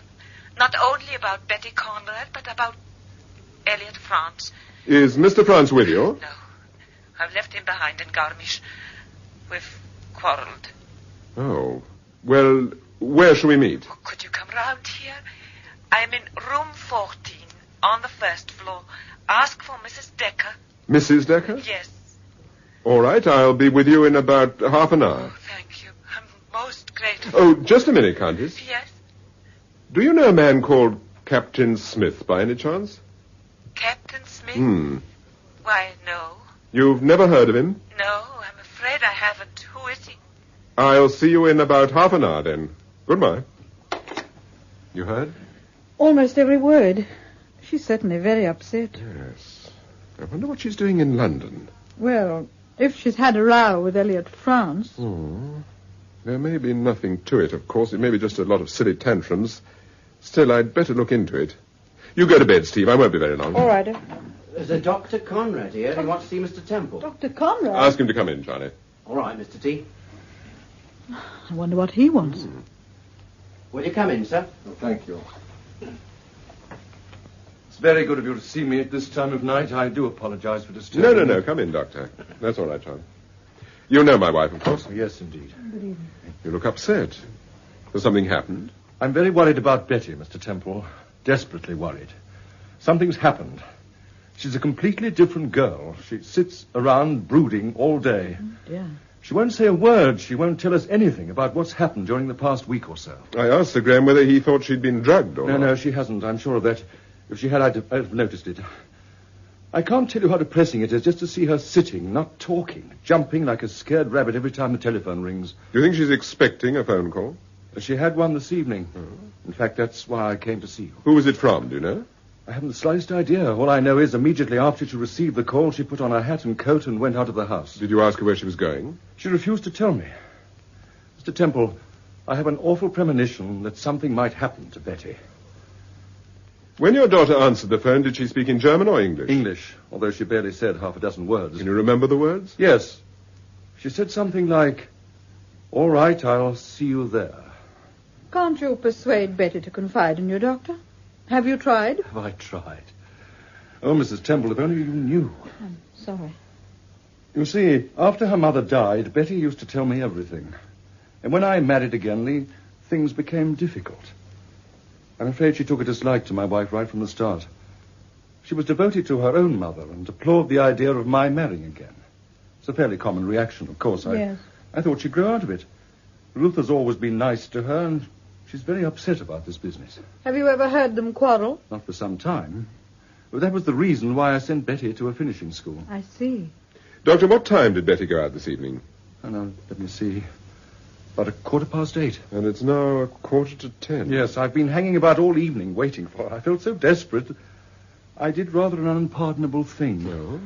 What was that? I searched her room. I thought I might possibly find a clue as to who had telephoned her. And did you? No, but I found this. It's a membership card for the Groove Club Soho. The Groove Club? You know it? I believe it's a jazz club in Soho. Yes, and that's what's so puzzling. You see, Betty isn't that type. She hates jazz, always has done. She's keen on classical music. Well, people change, you know. Tell me, did your daughter ever mention a girl called Gerda Holman? No, I don't think so. Why? She was found murdered in Garmisch. In fact, the police actually thought it was Betty when the body was discovered. Really? This is the first I've heard of it. It's rather terrifying. Why was this girl murdered? Do you know? No, the police are still working on the case. Do they think it had anything to do with Betty, with her disappearance, I mean? We don't know yet. Dr. Conrad, did your daughter ever mention a young bank official called Dennis Harper? Why, yes. Do you think he could have been the person who telephoned her this evening? But surely he's in Munich. No, he's been transferred to London. Well, in that case, I suppose it could have been Dennis Harper. Still, if it was, why didn't the silly girl tell me so? She's mentioned him before. I'll have a word with her about it tomorrow morning. You know I'm seeing her at Scotland Yard. I only hope she turns up. Not that you'll get much out of her, I'm afraid, if she does. I'm a psychiatrist, as you know. I'm used to problems of all kinds, but this one has beaten me. Being a writer, I'm interested in psychiatry, Doctor. Have you written any books on the subject? Yes, I've written two. One on analytical psychology, the other a study of Jung. Are they published abroad, by any chance? Yes, they've done rather well on the continent, particularly in Sweden and Germany. I see. Well, again, I'm sorry to have troubled you. Forgive me if I seem a little overwrought. No, it's understandable, Doctor. Even a psychiatrist is human. Yes, indeed. Good night, Dr. Conrad. Good night, Mrs. Temple. I'll see you out. Thank you. Charlie, Yes, Mrs. Temple? we shall want the car. What, now, tonight? Yes, Charlie, tonight. Mr. Temple's had an urgent call. We're going to Bloomsbury. Well, I'll pop down to the garage. Shan't be 5 minutes, Mrs. Temple. I was sorry for Dr. Conrad, weren't you? I don't know about Dr. Conrad. I'm certainly sorry for his daughter. Do you think she'll turn up tomorrow morning, Paul? I rather doubt it. You don't think she's disappeared again? Disappeared? Steve, you have some pretty good ideas. Thank you very much. What do you mean I have some pretty good ideas, thank you very much? Oh, Paul, you've developed some of the most exasperating habits. Oh, darling, pull up. This is the coronet. There's quite a crowd round the entrance. Isn't that a police car? Looks like it. You better stay here, darling. I won't be long. All right.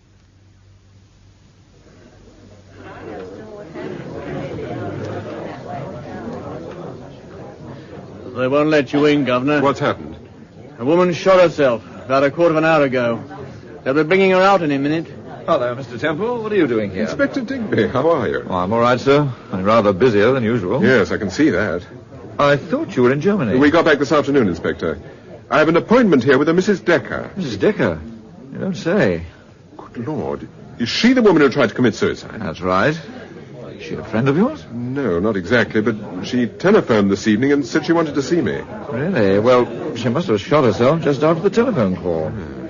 Inspector, I have a feeling this business may have a bearing on the case Sir Graham and I are investigating. Do you mind if I ask the hall porter a few questions? I can't see any objection to that, Mr. Temple. Come this way, sir.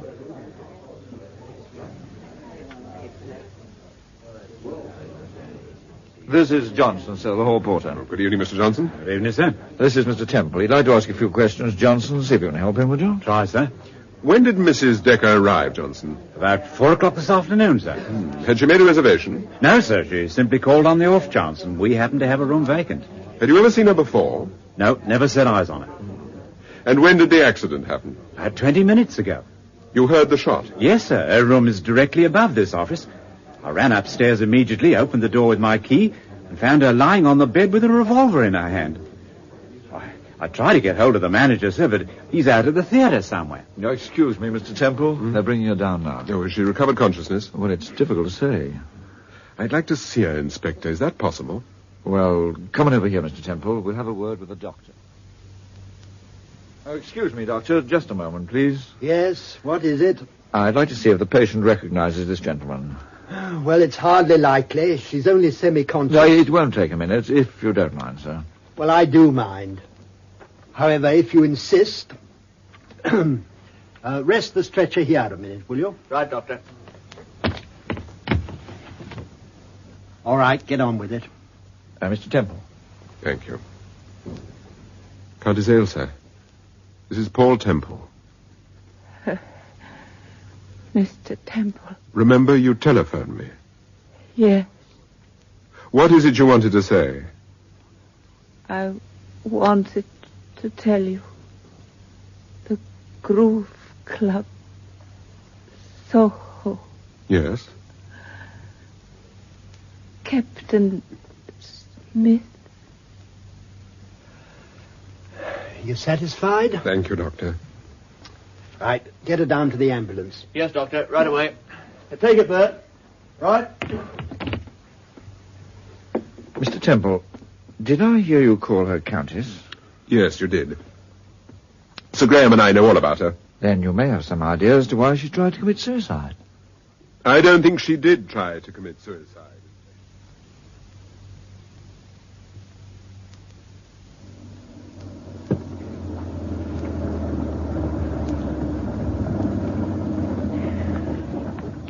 Will it be all right to leave the car here? Oh, yes. Come on. Oh. This is it, look. The Groove Club. Oh, yes. Good evening. Can I see your membership card, please? Membership card? Yes, of course. Oh, if you haven't got a card, charm, you've had it. We're very particular these days. It's a properly conducted club. Yes, I'm sure it is. Well, I think I've got the card somewhere. Have you looked in her waistcoat pocket, darling? You haven't got a card, chum. You're just trying it on. Oh, Paul, look. There's Dennis Harper. Oh, Harper? He's seen us. Why, Mr. and Mrs. Temple. Hello. What are you doing here? Getting local colour for one of your whodunits? You can put it like that if you like. By the way, do you happen to be a member of this establishment? Yes, of course. Oh, do you want me to sign you in? If you'd be so kind. Oh, it's a pleasure. Let's have the book, Harry. Okay, Mr. Harper. Have you been a member here long? Oh, about a year, I suppose. There you are. Come along, Mr. Temple, let's go inside. I've got a table in the corner, not too near the band.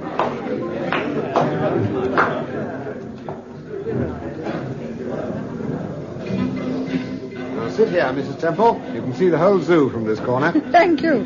Now, what can I get you to drink? Well, something fairly harmless, please.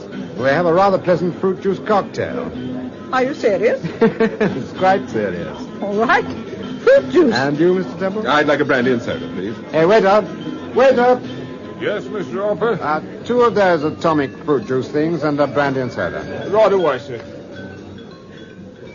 When did you both get back from Germany? This afternoon. I suppose the Conrad case is pretty well tied up now. Betty's safe and sound, sir. Up to a point, Harper. But unfortunately, another girl about Betty's age was found murdered near Garmisch.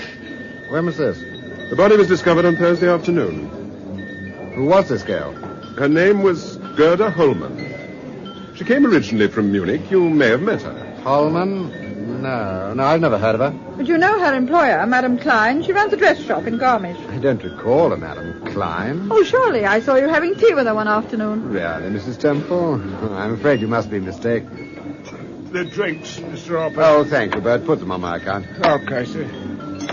Oh, go on, Mrs. Temple. Try it.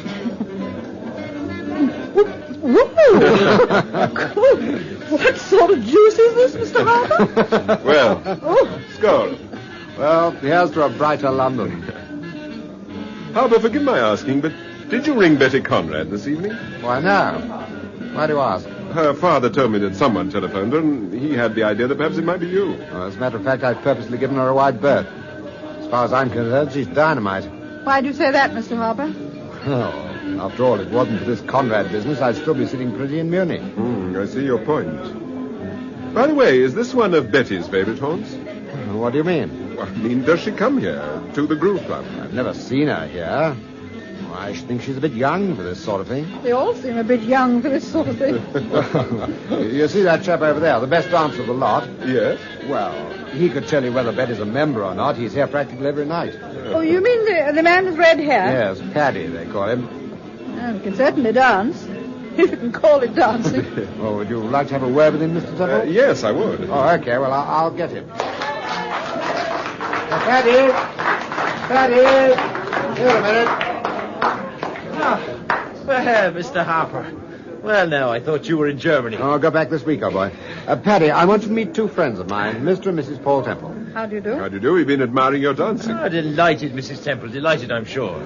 Paddy, Mr. Temple's rather anxious to know if a young girl named Betty Conrad ever comes here. Betty Conrad? Oh, she isn't a member, I'm sure of that. Of course, she might use another name. Some of the girls do, you know. No, I think that's unlikely. Betty Conrad? Oh, I've never heard that name before. Would you care to dance the next one, Mrs. Temple? Oh, I'm afraid not, Miss. I'm not wearing the right shoes, and I'm rather tired. Sure, I understand, Mrs. Temple. Well, if you'll excuse me now, there's a young lady over there I promised this dance to. Now, what would have happened if I'd accepted? I should have danced with the pair of you. Well, goodbye now. He's quite a character. Yes, people like him. Well, I should imagine he's all right if you don't have to dance with him. That's about it, Mrs. Temple. Excuse me, Mr. Harper. There's a telephone call for you. Oh, you sure it's for me? Yes? I shan't be a minute, Mr. Temple. No, that's all right. How's your fruit juice, Steve? Horrible. Oh, darling, do you think we might leave fairly soon? Yes, as soon as Harper gets back, we'll make our excuses and slip away. Oh, thank goodness for some peace and quiet. I'll be even more thankful when I get home to bed. Oh, my Timothy, I'm tired. This has been one of our hectic days, Steve. I don't know what was in that cocktail, but it certainly wasn't fruit juice. By Timothy. What? Just look at our tires. Good heavens. They've been slashed to ribbons. They certainly have. Oh, Paul, who on earth would do a thing like that? What are we going to do? Well, we'd better pick up a taxi, and I'll phone a garage when we get home. There's no point in my messing about with this. In any case, I've only got one spare wheel. Yeah. Hello, Mr. Temple. It's Paddy. Are you in trouble? Yes, indeed, Paddy. Somebody slashed my tires to pieces. No, you're joking. Well, it isn't my idea of a joke. Well, let's have a look. By all the saints. Well, that's a fine thing to happen, I must say. Have you got a car near here? Yes, I have. Would you like a lift? Well, I don't want to take you out of your way. Oh, that's all right, man. Don't be silly. Once I get home, I can ring my local garage about it. Why, yes, of course. Come along, Mrs. Temple. My car's just round the corner.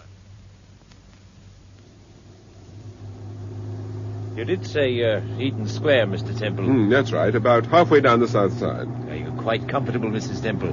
Yes, I'm fine. That's a nice car you've got, Mr. Temple. It's a pity about the tires. Oh, well, we'll soon get some new ones. Yes. What do you think of this jalopy? Large and very comfortable. All the Yankee stuff's like that. I like 'em. Are you in the car business? Oh, I've a finger in a lot of pies, Mr. Temple. Oh? Yes, I'm in the car business in a small way. If you're looking for a bargain, I might be able to put you onto something good. Oh, thank you very much. I have a small showroom in Great Parkland Street, just opposite the post office. Drop in any time, I'll be glad to see you. Just ask for Captain Smith.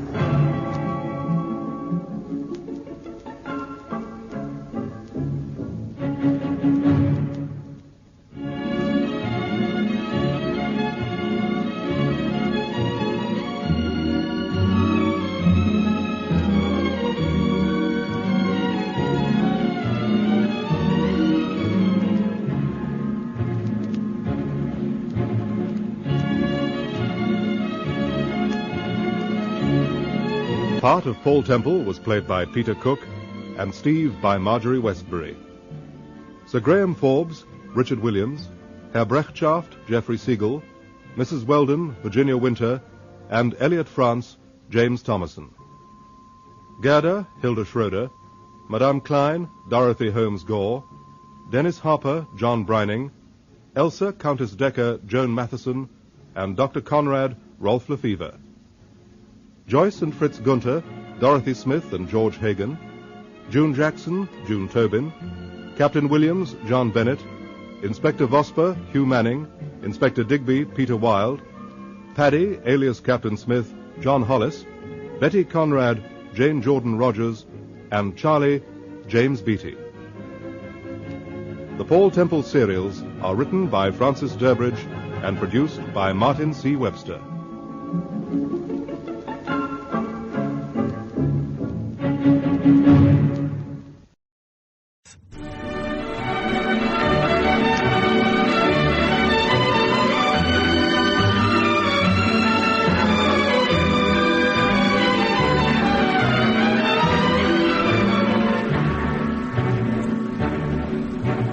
The BBC presents Peter Cook and Marjorie Westbury in Paul Temple and the Conrad Case. Episode 7, Coffee for Miss Conrad.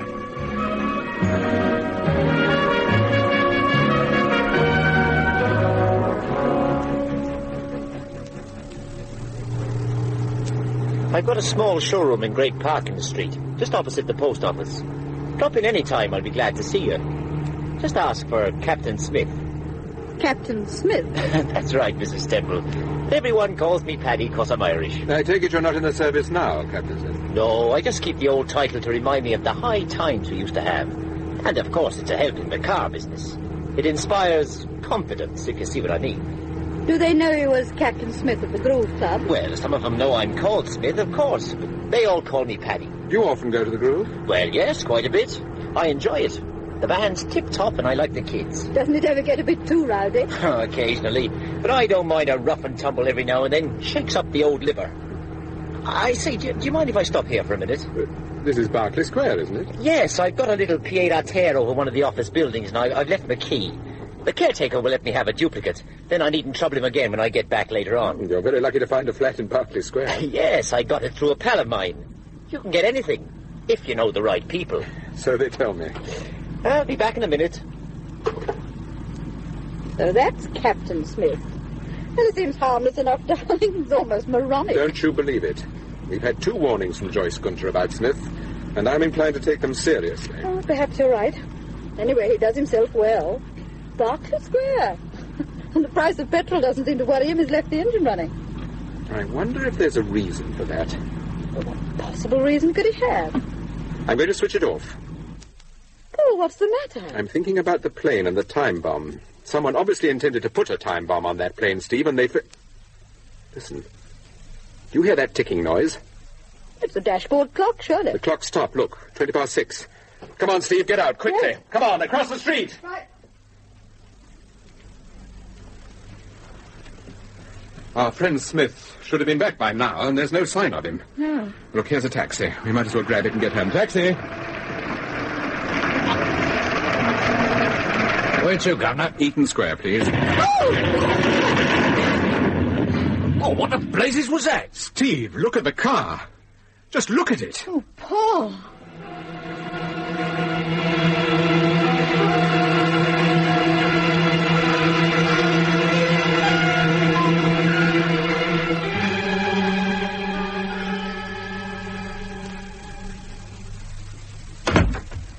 Have you spoken to Vosper? Yes, I told him the whole story.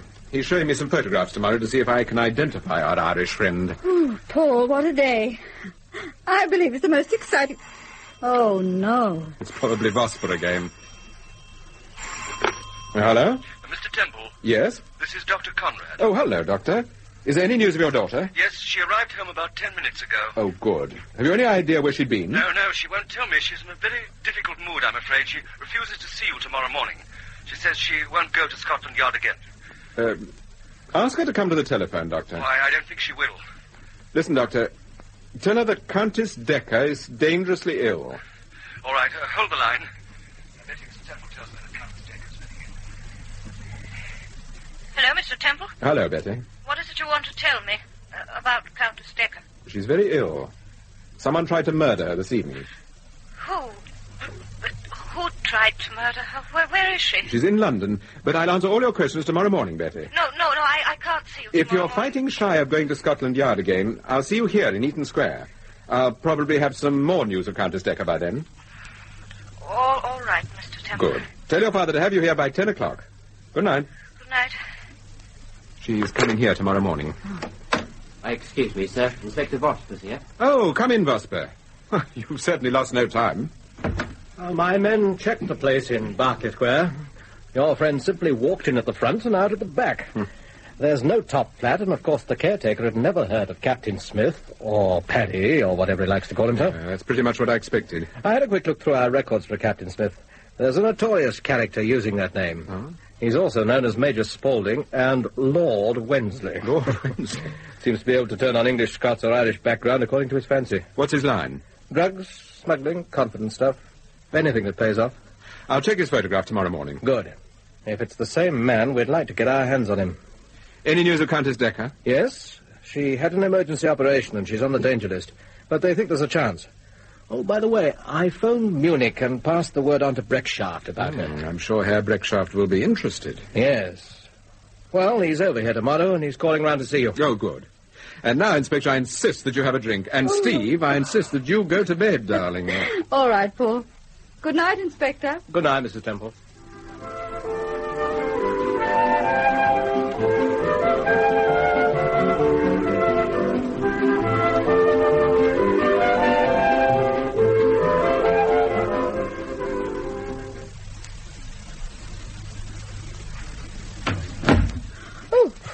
Oh, dear.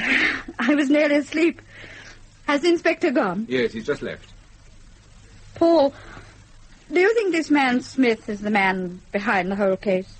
The disappearance of Betty Conrad, the murder of Gerda Holman, the attempt on the Countess? He's deeply involved, there's no doubt about that. But there's someone else behind Smith. And that's the person I'm really after, Steve. You know who it is? I have a pretty shrewd idea. You know, I'm beginning to think there's only one way to deal with this affair. Mm-hmm. So far, I've been pretty orthodox. Now I think I'll be a little unorthodox. How do you mean? Steve, do you ever see that old friend of yours, the dress designer with the cottage near Tenterton? Gwen Thompson? Mm-hmm. Yes, I had lunch with her about a month ago. Why? Well, I want you to get in touch with her tomorrow morning. And this is what I want you to do.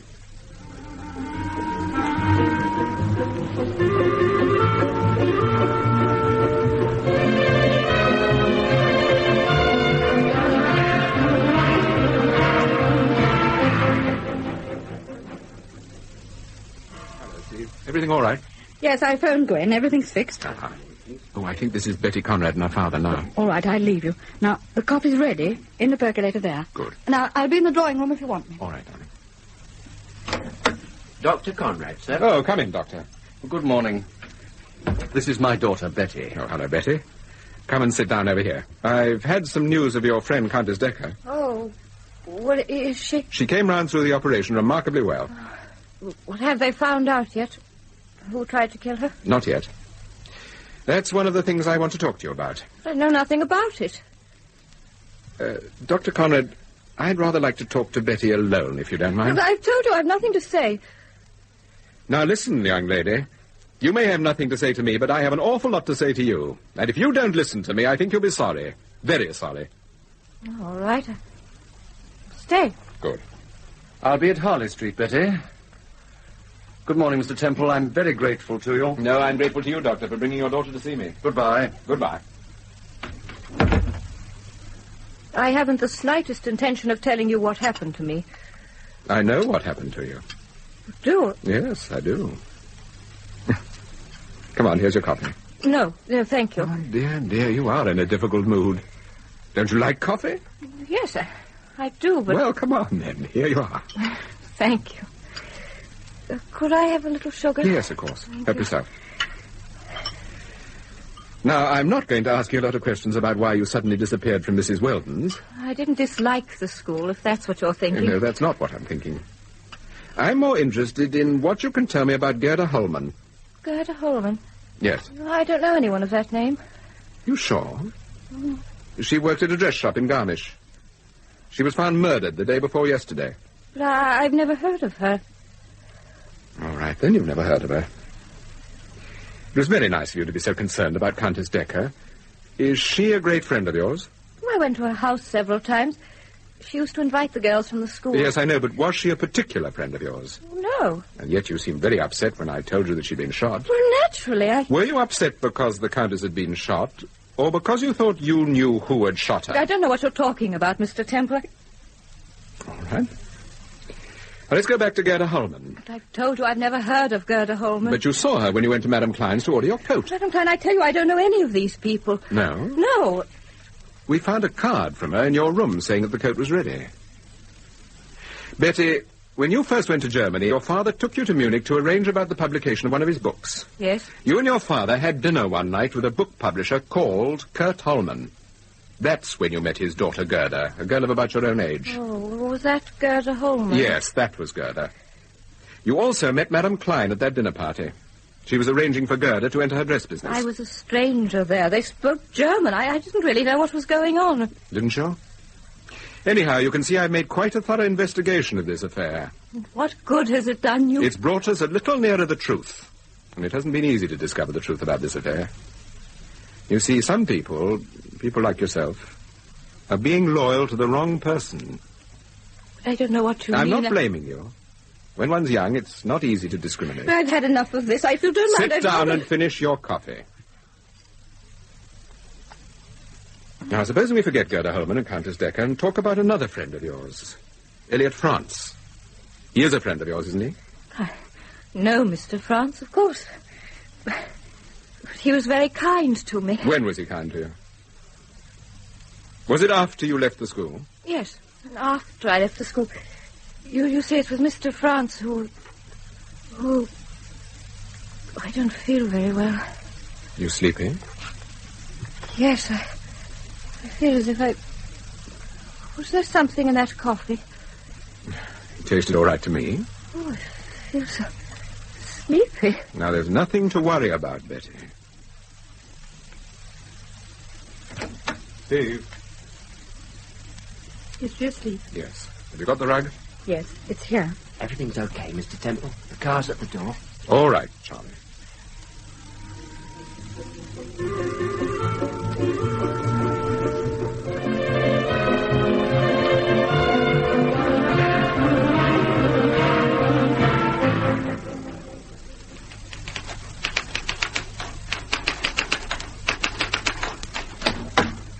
Oh, Steve, I didn't expect you back yet. I was lucky. The roads are very clear. Was everything all right? Perfect. No trouble at all. Did she recover consciousness? Yes, just as we got her into the cottage. Gwen and I talked to her. We assured her she was perfectly all right and there was nothing to worry about. How did she take it? I think she'll be all right, Paul. You've explained everything to Gwen. I gave her a rough idea of what the poor girl's been through. She'll take care of her. And if there's any difficulty, I told her to telephone us. Good. Well, I suppose I'd better finish this letter.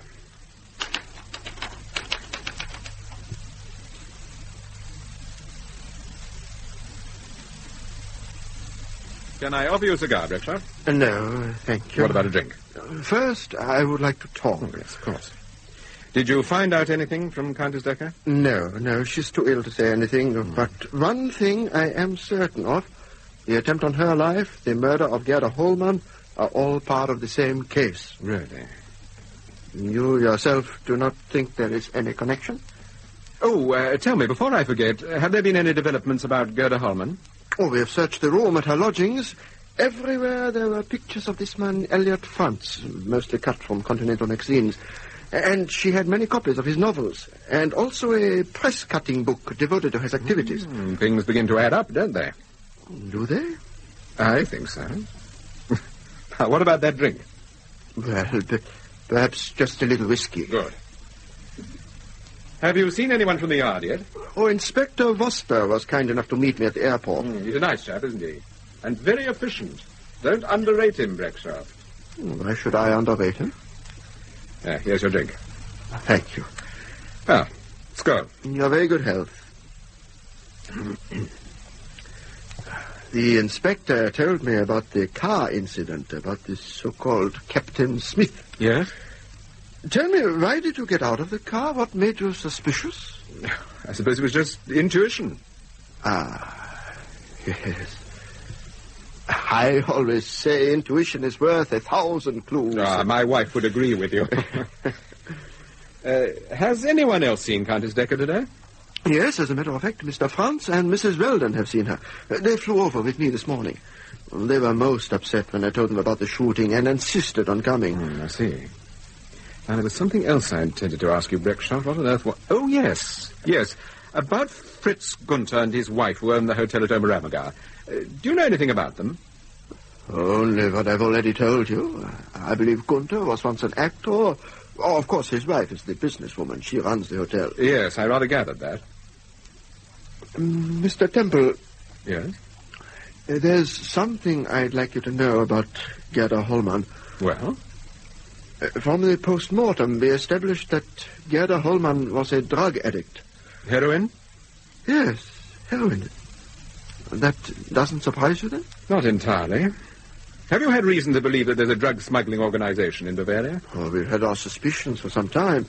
Why do you ask? Because I discovered that June Jackson was a potential drug addict. June Jackson? Oh, the American girl, the one who disappeared? Yes. I taxed her with it and finally persuaded her to go home. Go home?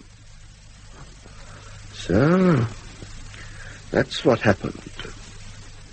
Well, thank you for telling me. Things are beginning to fall into place. Yes. Oh, on the way back from the airport, the inspector told me you'd seen Betty Conrad today. Yes, I saw her this morning. How was she? Difficult, extremely difficult. She just refuses to talk. Oh, I expect she will in time. I don't know. She's a pretty obstinate girl, and I doubt very much... Oh, excuse me. Paul Temple speaking. This is Dr. Conrad. Oh, hello, Doctor. I'm very anxious about Betty. She hasn't returned home yet. She left here about 12 o'clock. 12 o'clock? That's extraordinary. I just don't understand. Look, Conrad, don't worry. Give her until 8 o'clock, then if she hasn't turned up, ring me again. Yes, all right, Temple. I'll ring you again later. Goodbye. Goodbye. Well, it rather looks as if Betty Conrad's disappeared again. Again? I'm glad she's not my daughter. Yes. Well, we shall see what happens. There's a meeting tonight, isn't there, at Scotland Yard? Yes, at 6 o'clock. Are you going to be there? Well, Sir Graham's asked me, but I don't know whether I shall make it or not. Oh, it might be a very good idea if you could. After all, it was you that Countess Decker telephoned just before she was shot. Yes. Well, I'll try. Well, I must be off. Thank you for the drink. Not at all. Goodbye, Breckshaft. See you later, perhaps.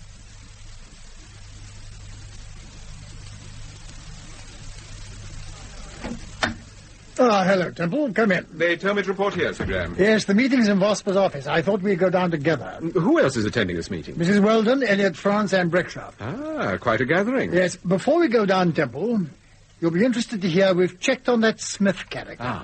Vosper was right. He uses half a dozen aliases. We've been on the lookout for him for several months. What about the car showroom? That was nonsense, of course. They've never heard of him. Incidentally, it's our opinion that Smith was responsible for the Dale Black murder. Who's Dale Black? He's the dead man you found in the house at Oxted, just before you left for Germany. According to the FBI, Black was mixed up in the Tennessee drug scandal. He came over here on a false passport. And he was an associate of Smith's? Yes, we believe so. And according to all accounts, they had a frightful row. Anyhow, we'll sort Captain Smith out when we pick him up. When you pick him up, Sir Graham. Don't worry, Temple. We'll find him. Well, come along. We'll join the others. Good evening, Temple. Good evening. You know Breckshaft, of course, and I think you know Mrs. Weldon and Mr. France. Yes, of course, I know. Well, now, I think the best plan, Sir Graham, is for Mr. Temple to tell our visitors what happened last night. Then we can go on from there. Well, well, quite briefly, I had a telephone call from Countess Decker asking me to go and see her at the Coronet Hotel in Bloomsbury. When I got there, I found someone had tried to shoot her, and they were just taking her to hospital. Could you tell us, please, a little more about the telephone conversation?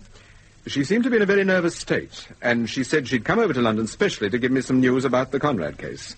Naturally, I agreed to see her. Did she mention anyone, Mr. Temple? Anyone in particular? Yes. She mentioned Mr. France. What did she say? You come along, Temple, let's have it. What did she say about me? Well, I gathered that she was not very pleased with you, Mr. France. Yes, that's true.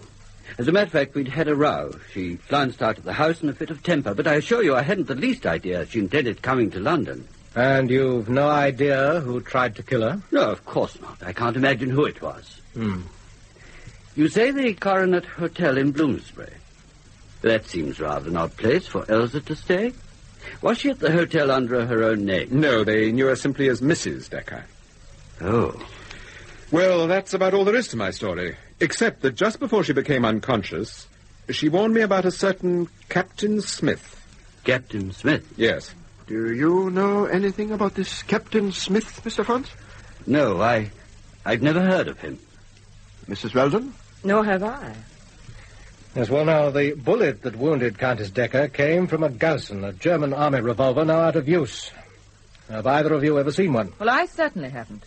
Mr. France? Well, I've seen one, of course, but I don't possess one, Inspector, if that's what you're thinking. You think it was this man Smith who tried to murder Elsa? We don't know, Mrs. Weldon, but we suspect that it might have been.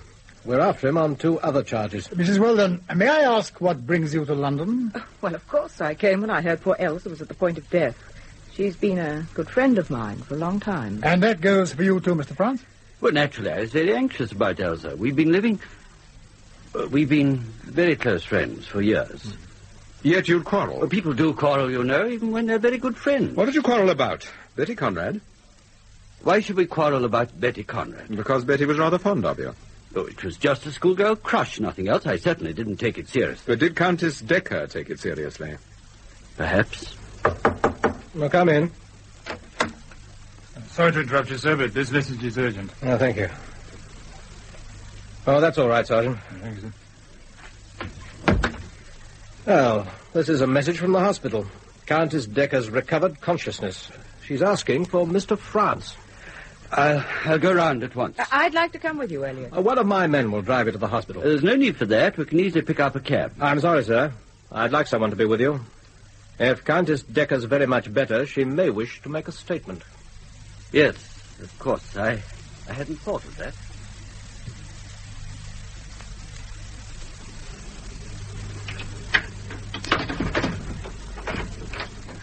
Oh, hello, dear. Sorry, Steve, it was a rather long conference. Has anyone called? Yes, Dennis Harper. And he insisted on waiting for you. He's in your study. Oh, is anything the matter? He won't tell me, but he's obviously upset about something. All right, I'll go in and see him. Sorry to have kept you so long, Harper. Oh, that's all right. I hope you didn't mind my waiting. No, not at all. My wife seems to think you've got something on your mind. Well, yes, I have. I read about that bomb explosion in this morning's paper. It said that the car was owned by a Captain Smith, so I was worried in case you thought that I was in some way involved. Why should I think that? Well, I introduced Paddy Smith to you at the Groove Club, if you remember. Oh, so you did. But it was obvious to me you hardly knew the chap. Well, that's it, exactly. He's just one of those chaps you bump into every now and again. You know how it is. Yes, of course. The police are pretty hot on his tail, anyway. Is there anything else? Well, yes, there is. Go on. I telephoned Dr. Conrad's house this evening to see if there was any chance of seeing Betty. I spoke to her father. He said she'd disappeared again. Well, certainly no one seems to know where she is at the moment, but there's no need for you to upset yourself. I don't know about that. I mean, she disappears while I'm in Germany, and now I'm back in England, she disappears again. Well, the police are bound to think I'm concerned in some way or other. I can reassure you on that point. I've just come back from a session at Scotland Yard. Your name was hardly mentioned. Oh, excuse me. Hello? This is Dennis Harper, Mr. Temple. I'd like a word with you. Just hold on a minute, will you? This is rather interesting. You appear to be on the telephone. What do you mean? Precisely what I say. You appear to be on the telephone. But I don't understand. Well, wait a moment. Sorry, Harper, I had a glass in my hand. What can I do for you? Can I see you this evening? It's rather important. Yes, I should be delighted to see you. I want to talk to you about the disappearance of Betty Conrad and the murder of Gerda Holman. You suggest the time and place, and I'll meet you, Harper. I'm down at Barnes. All right, I'll meet you there. I have to see someone at a small factory on the river, on the north side, about 100 yards below Barnes Bridge. It's a firm called Ryder and Taylor. Ryder and Taylor? Yes, they're paper merchants. Could you meet me there, say at 12 o'clock? I don't see why not. Use the side entrance in Feltham Road. All right, I'll try and be there. And don't mention this to anyone, please. Oh, I wouldn't dream of it. Goodbye. Goodbye. No, that's the first time I've ever had a telephone conversation with a man who was in the same room with me.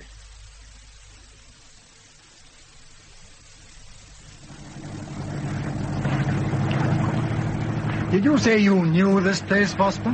Yes, Sir Graham. The factory is just a bit further along. Easy now, Sergeant. The man on the phone told me to use the Fulton Street entrance, so I doubt if he'd expect us to approach from the river. All right. Just about here, Sergeant. There is nothing like an element of surprise. I will go first. All right, Bertrand.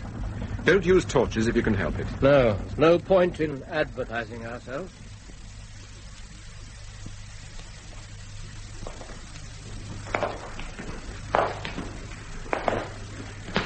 The place seems to be empty, Vosper. What sort of a factory is it? I think it's used as a warehouse nowadays, sir. Ryder and Taylor are paper merchants and... I thought I heard something. Well, I think I heard something too, sir. Quiet, everybody.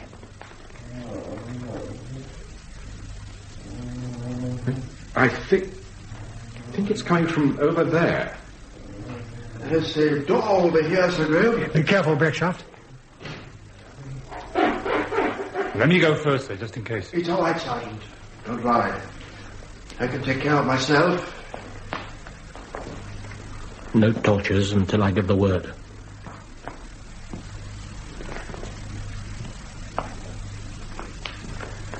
All right. We better have some light now. Inspector, there's a man over here, sir. Very badly hurt. Looks to me as if he's been beaten up. Ye gods. He certainly has. Stand by, Sergeant, while we take a look at him. Yes, sir. Poor devil. Yes. It's hard to identify him with his face in that mess. He looks a goner to me. Just a minute. I think I recognize that suit. Yes, he was wearing it last night. It's Captain Smith.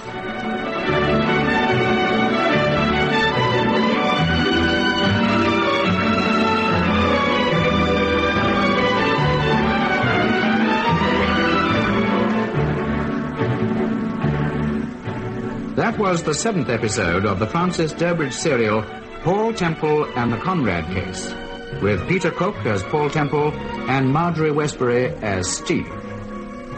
Betty Conrad was played by Jane Jordan Rogers, Dennis Harper by John Brining, Breckshaft by Geoffrey Siegel, and other parts by members of the BBC Drama Repertory Company, produced by Martin C. Webster.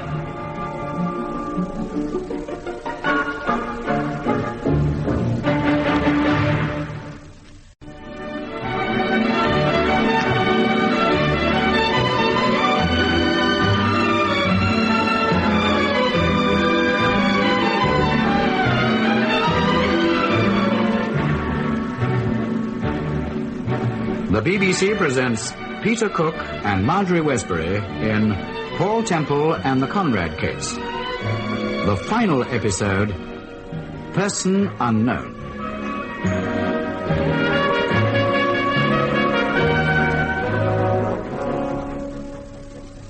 Trying to say something, sir. Okay. Doctor? Yes, all right, Smith. Sergeant, get to a telephone, see if you can get a doctor here as quickly as possible. Yes, sir. Are you sure it's Captain Smith, Temple? I'm positive, Sir Graham. Wait a minute.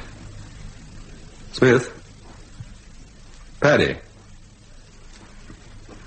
You won't need a doctor, Sir Graham. He's dead. I do not understand this, Sir Graham.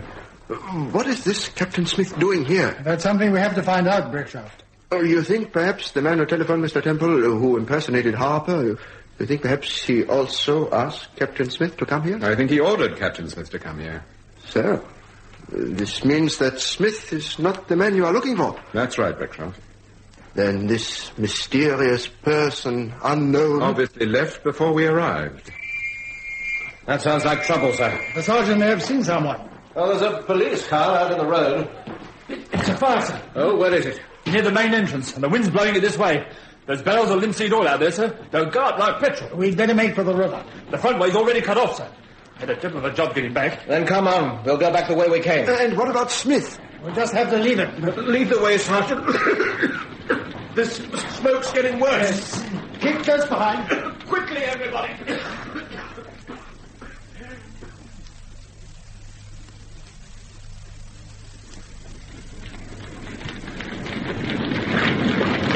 This oil's really getting ground. Now, sir, get a move on, Sergeant.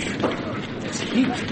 Careful, Sir Graham. Oh, we're all right. This leads back to the river. Down here, Sir Graham. Wait a minute. Where are Temple and Breckshire? What? I thought they were following. Perhaps there's another way down to the river, sir. They're probably in the launch by now. Anyway, I don't see what we can do, sir. Come along, Sir Graham.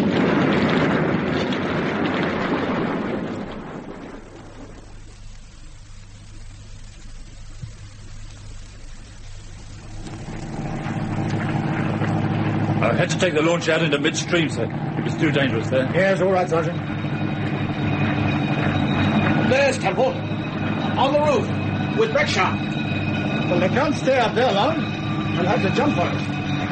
Have you got a megaphone on board, Sergeant? Yes, sir. Well, give it to me.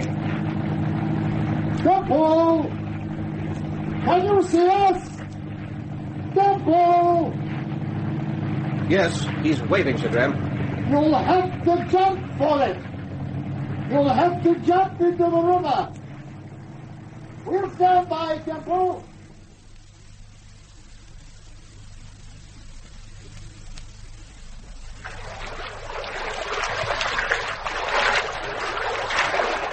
Give me a hand, Temple. Right.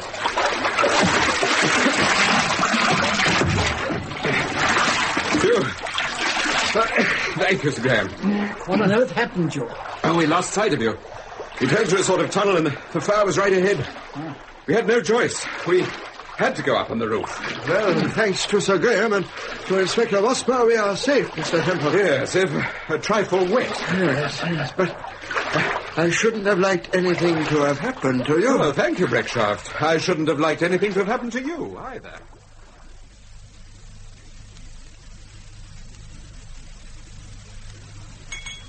Let me fill your glass, Breckshaft. Oh, thank you. Just a little. Are you sure you feel all right, Paul? Don't worry, darling. I've had a hot bath and 3 whiskies. All the same, it was a pretty grim business. Oh, Paul, Dr. Conrad telephoned. No? He said there was still no news of Betty. It's very strange that this girl should disappear again. Yes.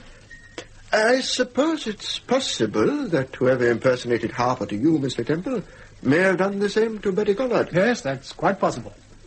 Have you no idea who this man might be? I have a very good idea. You have? Yes, I think it's Fritz Gunther. But what makes you suspect Gunther, Mr. Temple? And I made some inquiries about him at various studios and theatres. Before he became a straight actor, he used to tour the music halls as an impersonator. Oh, that explains quite a lot. But what about the Bavarian accent of his? Well, that was part of his act. He rarely spoke English perfectly. Yes, but what makes you think he's in this country? Well, I haven't actually seen him, but I know he comes here quite frequently. He still acts in films, then? No. He's after bigger money, Sir Graham. I suspect that he's an agent for an organization concerned with drug smuggling and blackmail. Am I right, Breckshaft? You are perfectly right, Temple. I had a report to that effect from Madame Klein just before I left Munich. Madame Klein? I did not tell you sooner, but now you had better know. Madame Klein is an agent for Interpol. That doesn't surprise me in the least. But I never dreamt... Madame Klein? She has been helping us to try to trace the source of this drug smuggling, but it has not been easy. Do you think Joyce Gunther is involved, as well as her husband? No, I have reason to believe that Mrs. Gunther is very much troubled about him. She is also very much troubled about her little boy. Oh, I didn't know she had a child. Why is she worried? Because she has been threatened by this organization that if her husband did not obey orders, then the child might suffer. I expect it was Smith who threatened her, and that's why she warned me against it. Most probably. You don't think this man, Fritz Gunther, is the man we're after? No, Sir Graham. What about you, Temple? I agree with Breckshaft. I don't think so, either.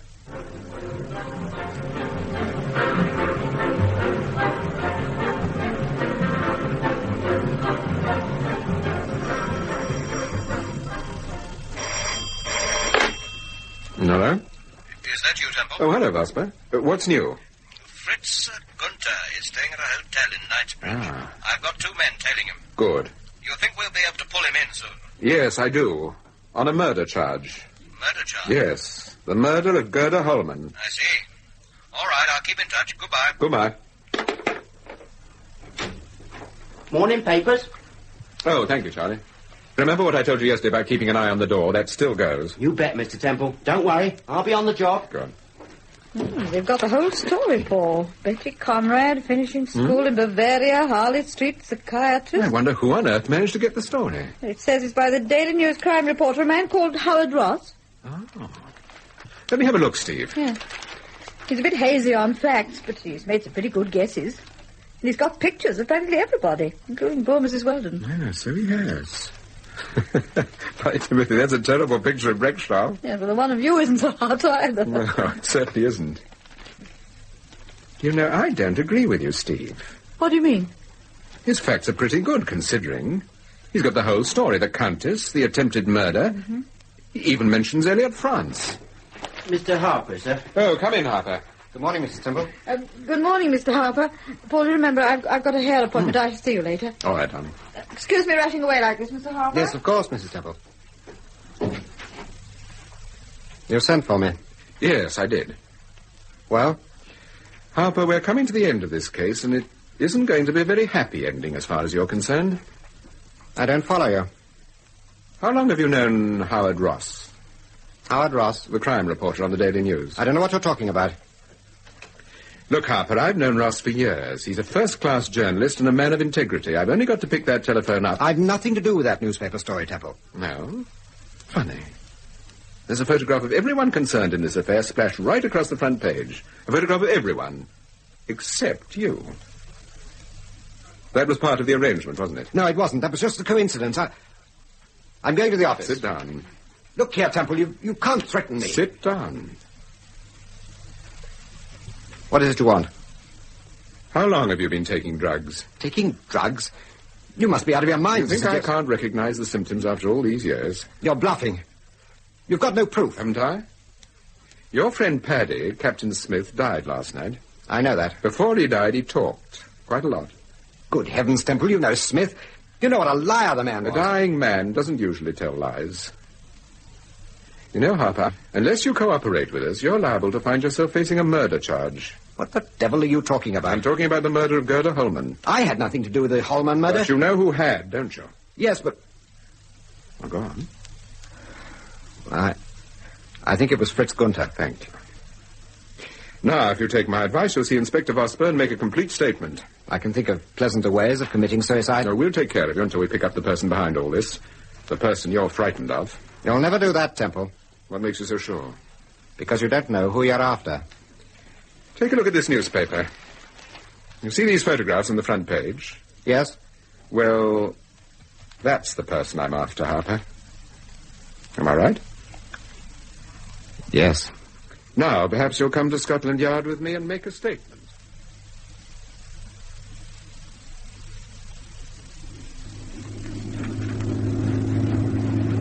I think we'll stop here for 5 minutes, Temple. Yes. Better pull into the lay-by, Bosman. Right. Now, Bosman, let's make sure we've got the details right. You say you've seen the manager of the hotel at Pangbourne. Everything's laid on. Yes, Sir Graham, everything. I tested the microphones myself. They'll pick up every word. Did you tell the hotel manager exactly what was happening? Well, I had to confide in him to a certain extent. I'm pretty sure he's trustworthy. Right. Well, how are we for time, Bosman? We've about an hour to go, sir. And we're about 20 minutes from the hotel, I should say. Well, then I think perhaps we'd better get moving, just in case our friend decides to arrive early. Yes, that might be a little awkward, to say the least.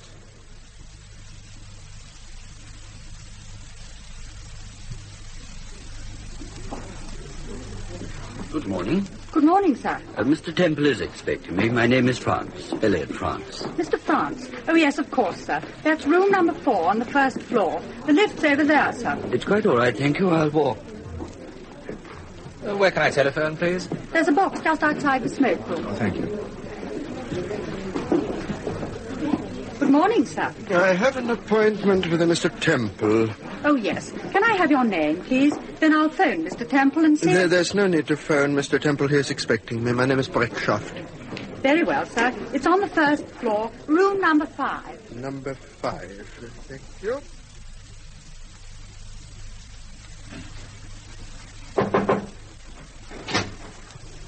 Conrad. Shut the door. You're late. Late? I don't understand. I didn't even know you were coming here. Stop talking nonsense, Franz. Now, where's Betty? I haven't the slightest idea where she is. You're lying. You kidnapped her before and kept her with that damn Countess woman, and now you've done it again. Now, where is she? Talk sense, Conrad. You know why I kidnapped Betty in the first place. To get those letters from you. Yes, well, I gave you the letters and the documents. Now you've double-crossed me.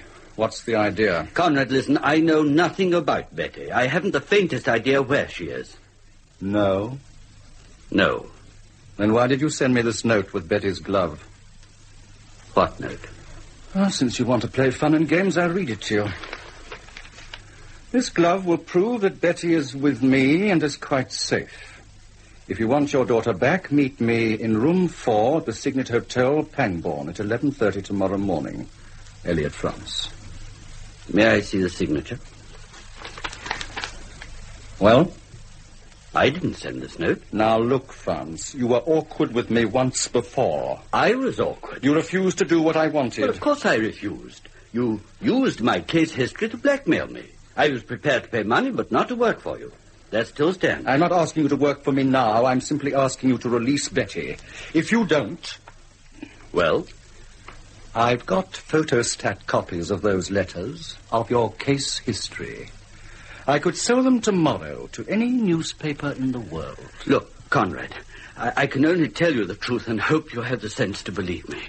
I've not seen Betty since the day she was released, and I'm completely in the dark as to where she is now. Is that the truth?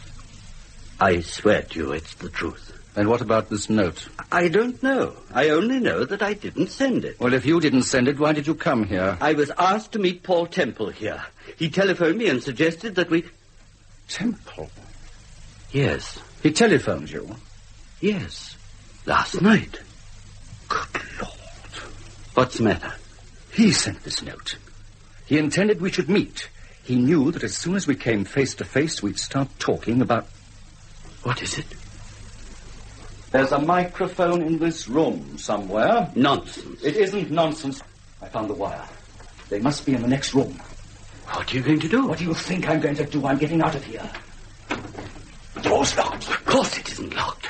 Let me try. It's locked, I tell you, from the outside. Good morning, Dr. Conrad. Now, don't be stupid. Put that gun down. You better give me that gun, Doctor. Stand back, all of you. I warn you, I shan't hesitate to shoot. Get out of the way, Franz. Conrad, for heaven's sake, you're only making things worse. Look out! He's jumped from the balcony. He's making for the car park.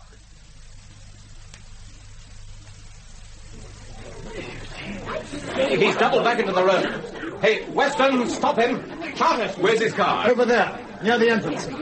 He's going to make it, all right. Yes, it looks like it. But his car's facing this way. He won't have time to turn. Surely this is a cul-de-sac. Yes, the road ends at the river. He'll have to turn. Look out! The man must be crazy. He'll find himself in the woods. He's hit the bank. He's gone over the top, boss.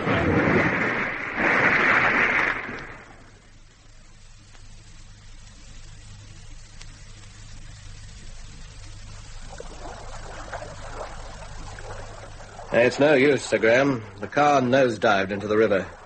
The bonnet's wedged deep into the mud. If the impact didn't kill him, he's drowned by now. We've got to make sure, Vosper. All right. Wind her in. The diver's fastened the cable to the car. Should be coming up any minute now. Did your man phone for a doctor, Vosper? Yes. Should have been here by now. Easy. Up she comes. All right now. Steady. Well, there it is. Conrad's still in the driving seat. Not exactly a pretty sight. No. You know the drill, Vosper. Yes, sir. Come along, Temple. Let's leave them to it.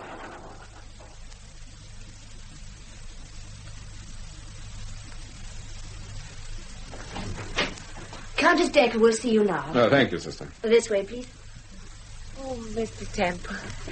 Mrs. Temple. Good afternoon. What lovely roses. Thank you very much. You're looking a great deal better than I expected, Countess. Yes. I'm very much better. Please, sit down, both of you. Oh, thank you. I was anxious to see you because I heard on my radio that Elliot France was being questioned by the police. I thought you were not very friendly with Mr. France. That was just a little... A little tiff? Yes. But Elliot is a good man, Mr. Temple. Please believe me, he's not a criminal. He appears to have been rather deeply involved with one. Conrad. Yes. We know he was the man behind the whole business. Thank heaven you know that. But how exactly did Elliot France come into it?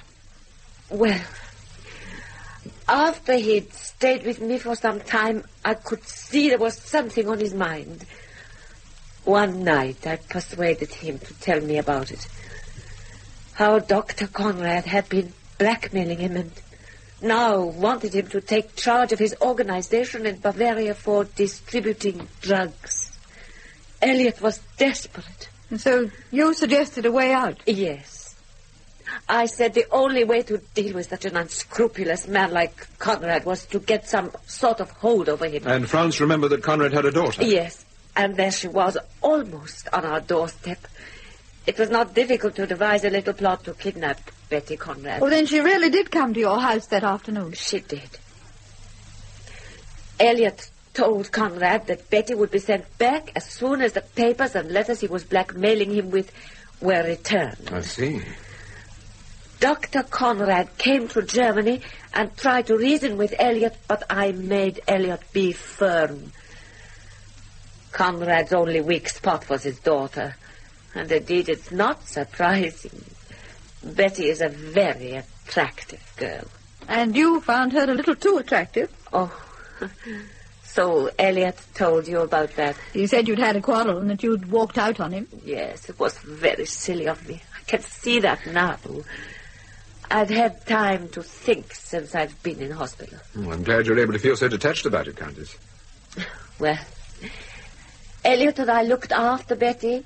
We treated her as one of the family. Perhaps it would have been better if we hadn't. Why was that? Because she overheard the conversation between Elliot and myself about Dr. Conrad. She heard the truth about her father. How he was trying to extend his organization halfway across Europe was a dreadful shock for the child. Must have been. Anyhow, after Betty left us, I had a letter from Conrad saying she was pining to see Elliot again. Conrad trying to make trouble between you? Yes. Although I knew Conrad for what he was, the letter made me jealous of Betty.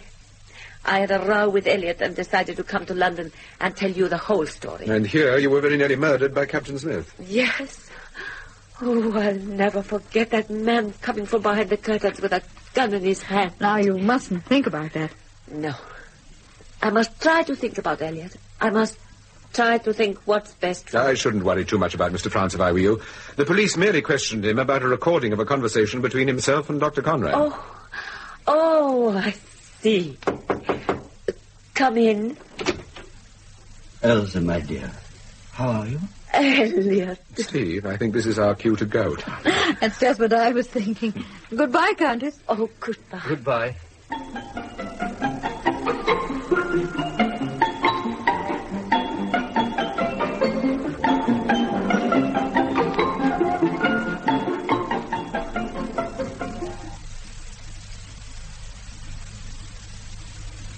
Would you like a light, Sir Graham?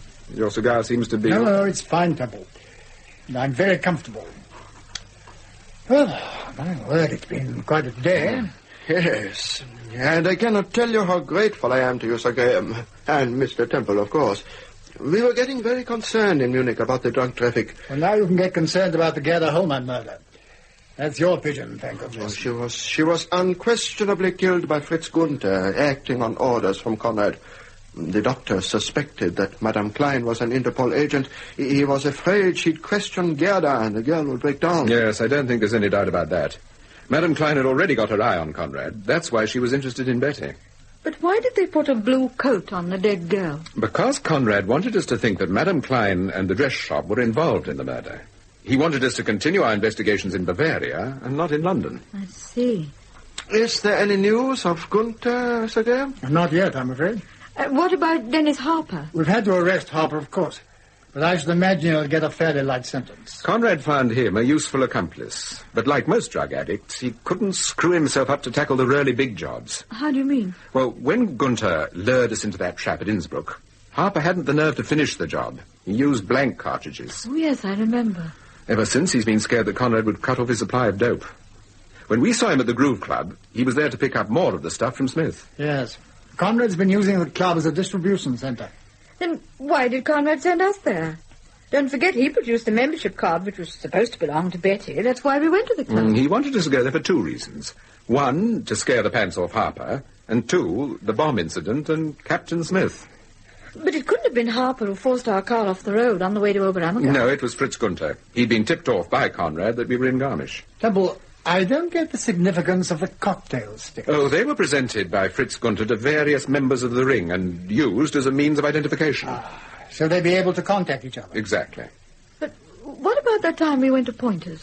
That was an ingenious idea of Conrad's to get us down to the cottage at Oxted. The idea being that we should be murdered by his American associate, Dale Black. Luckily for us, Smith was jealous of Black and that very afternoon murdered him. And you think it was Conrad himself who killed Smith? Yes, because Smith had bungled the bomb incident. Don't forget, when Smith was dying, he said, get Dr... What he was really trying to say, of course, was get Dr. Conrad. Oh, yes. And the postcard, Paul, the one we found in Oxted. That was a copy of the card addressed to Betty Conrad. The doctor paid a servant of the school to send him copies of all her correspondence. The letters and cards were sent to Oxted and addressed to Mrs. Ruth Conrad. Come in. Come in, Vosper. I thought you'd like to know we've picked up Fritz Gunther, Sir Graham. No, good man. Where was he? In a telephone box, sir. Giving an imitation of you. Of me? What on earth do you mean? It appears he spoke to Digby at the yard and ordered him to call off the hunt. It was such a good imitation that it fooled Digby and the message was sent out to all the squad cars. Well, I'm blue. I imagine you'd like a drink, Inspector. Thank you. A very large whiskey. Paul, there's just one more question. No more questions, please. Excuse me, Mr. Temple. Do you want anything before I go? No, good night, Charlie. And good luck. I hope you win. Win what? South of England Cha-Cha competition, darling. Charlie's in the final. Was in the final, Mr. T. Beryl's got the flu. Oh, bad luck, Charlie. Well, if you want a partner, there's always Mrs. Temple. Oh, this is modern stuff, Mr. T. None of your polkas and gavottes. Oh, really, Charlie? I was only joking. Where is this competition, Charlie? Why, it's at the Groove Club, Mrs. Temple. The Groove? Steve, what are you thinking? Mrs. Temple, you wouldn't. You couldn't. Couldn't I? 3 of those atomic fruit juice things and I'll be the new cha-cha champion. Lead the way, Charlie. Lead the way.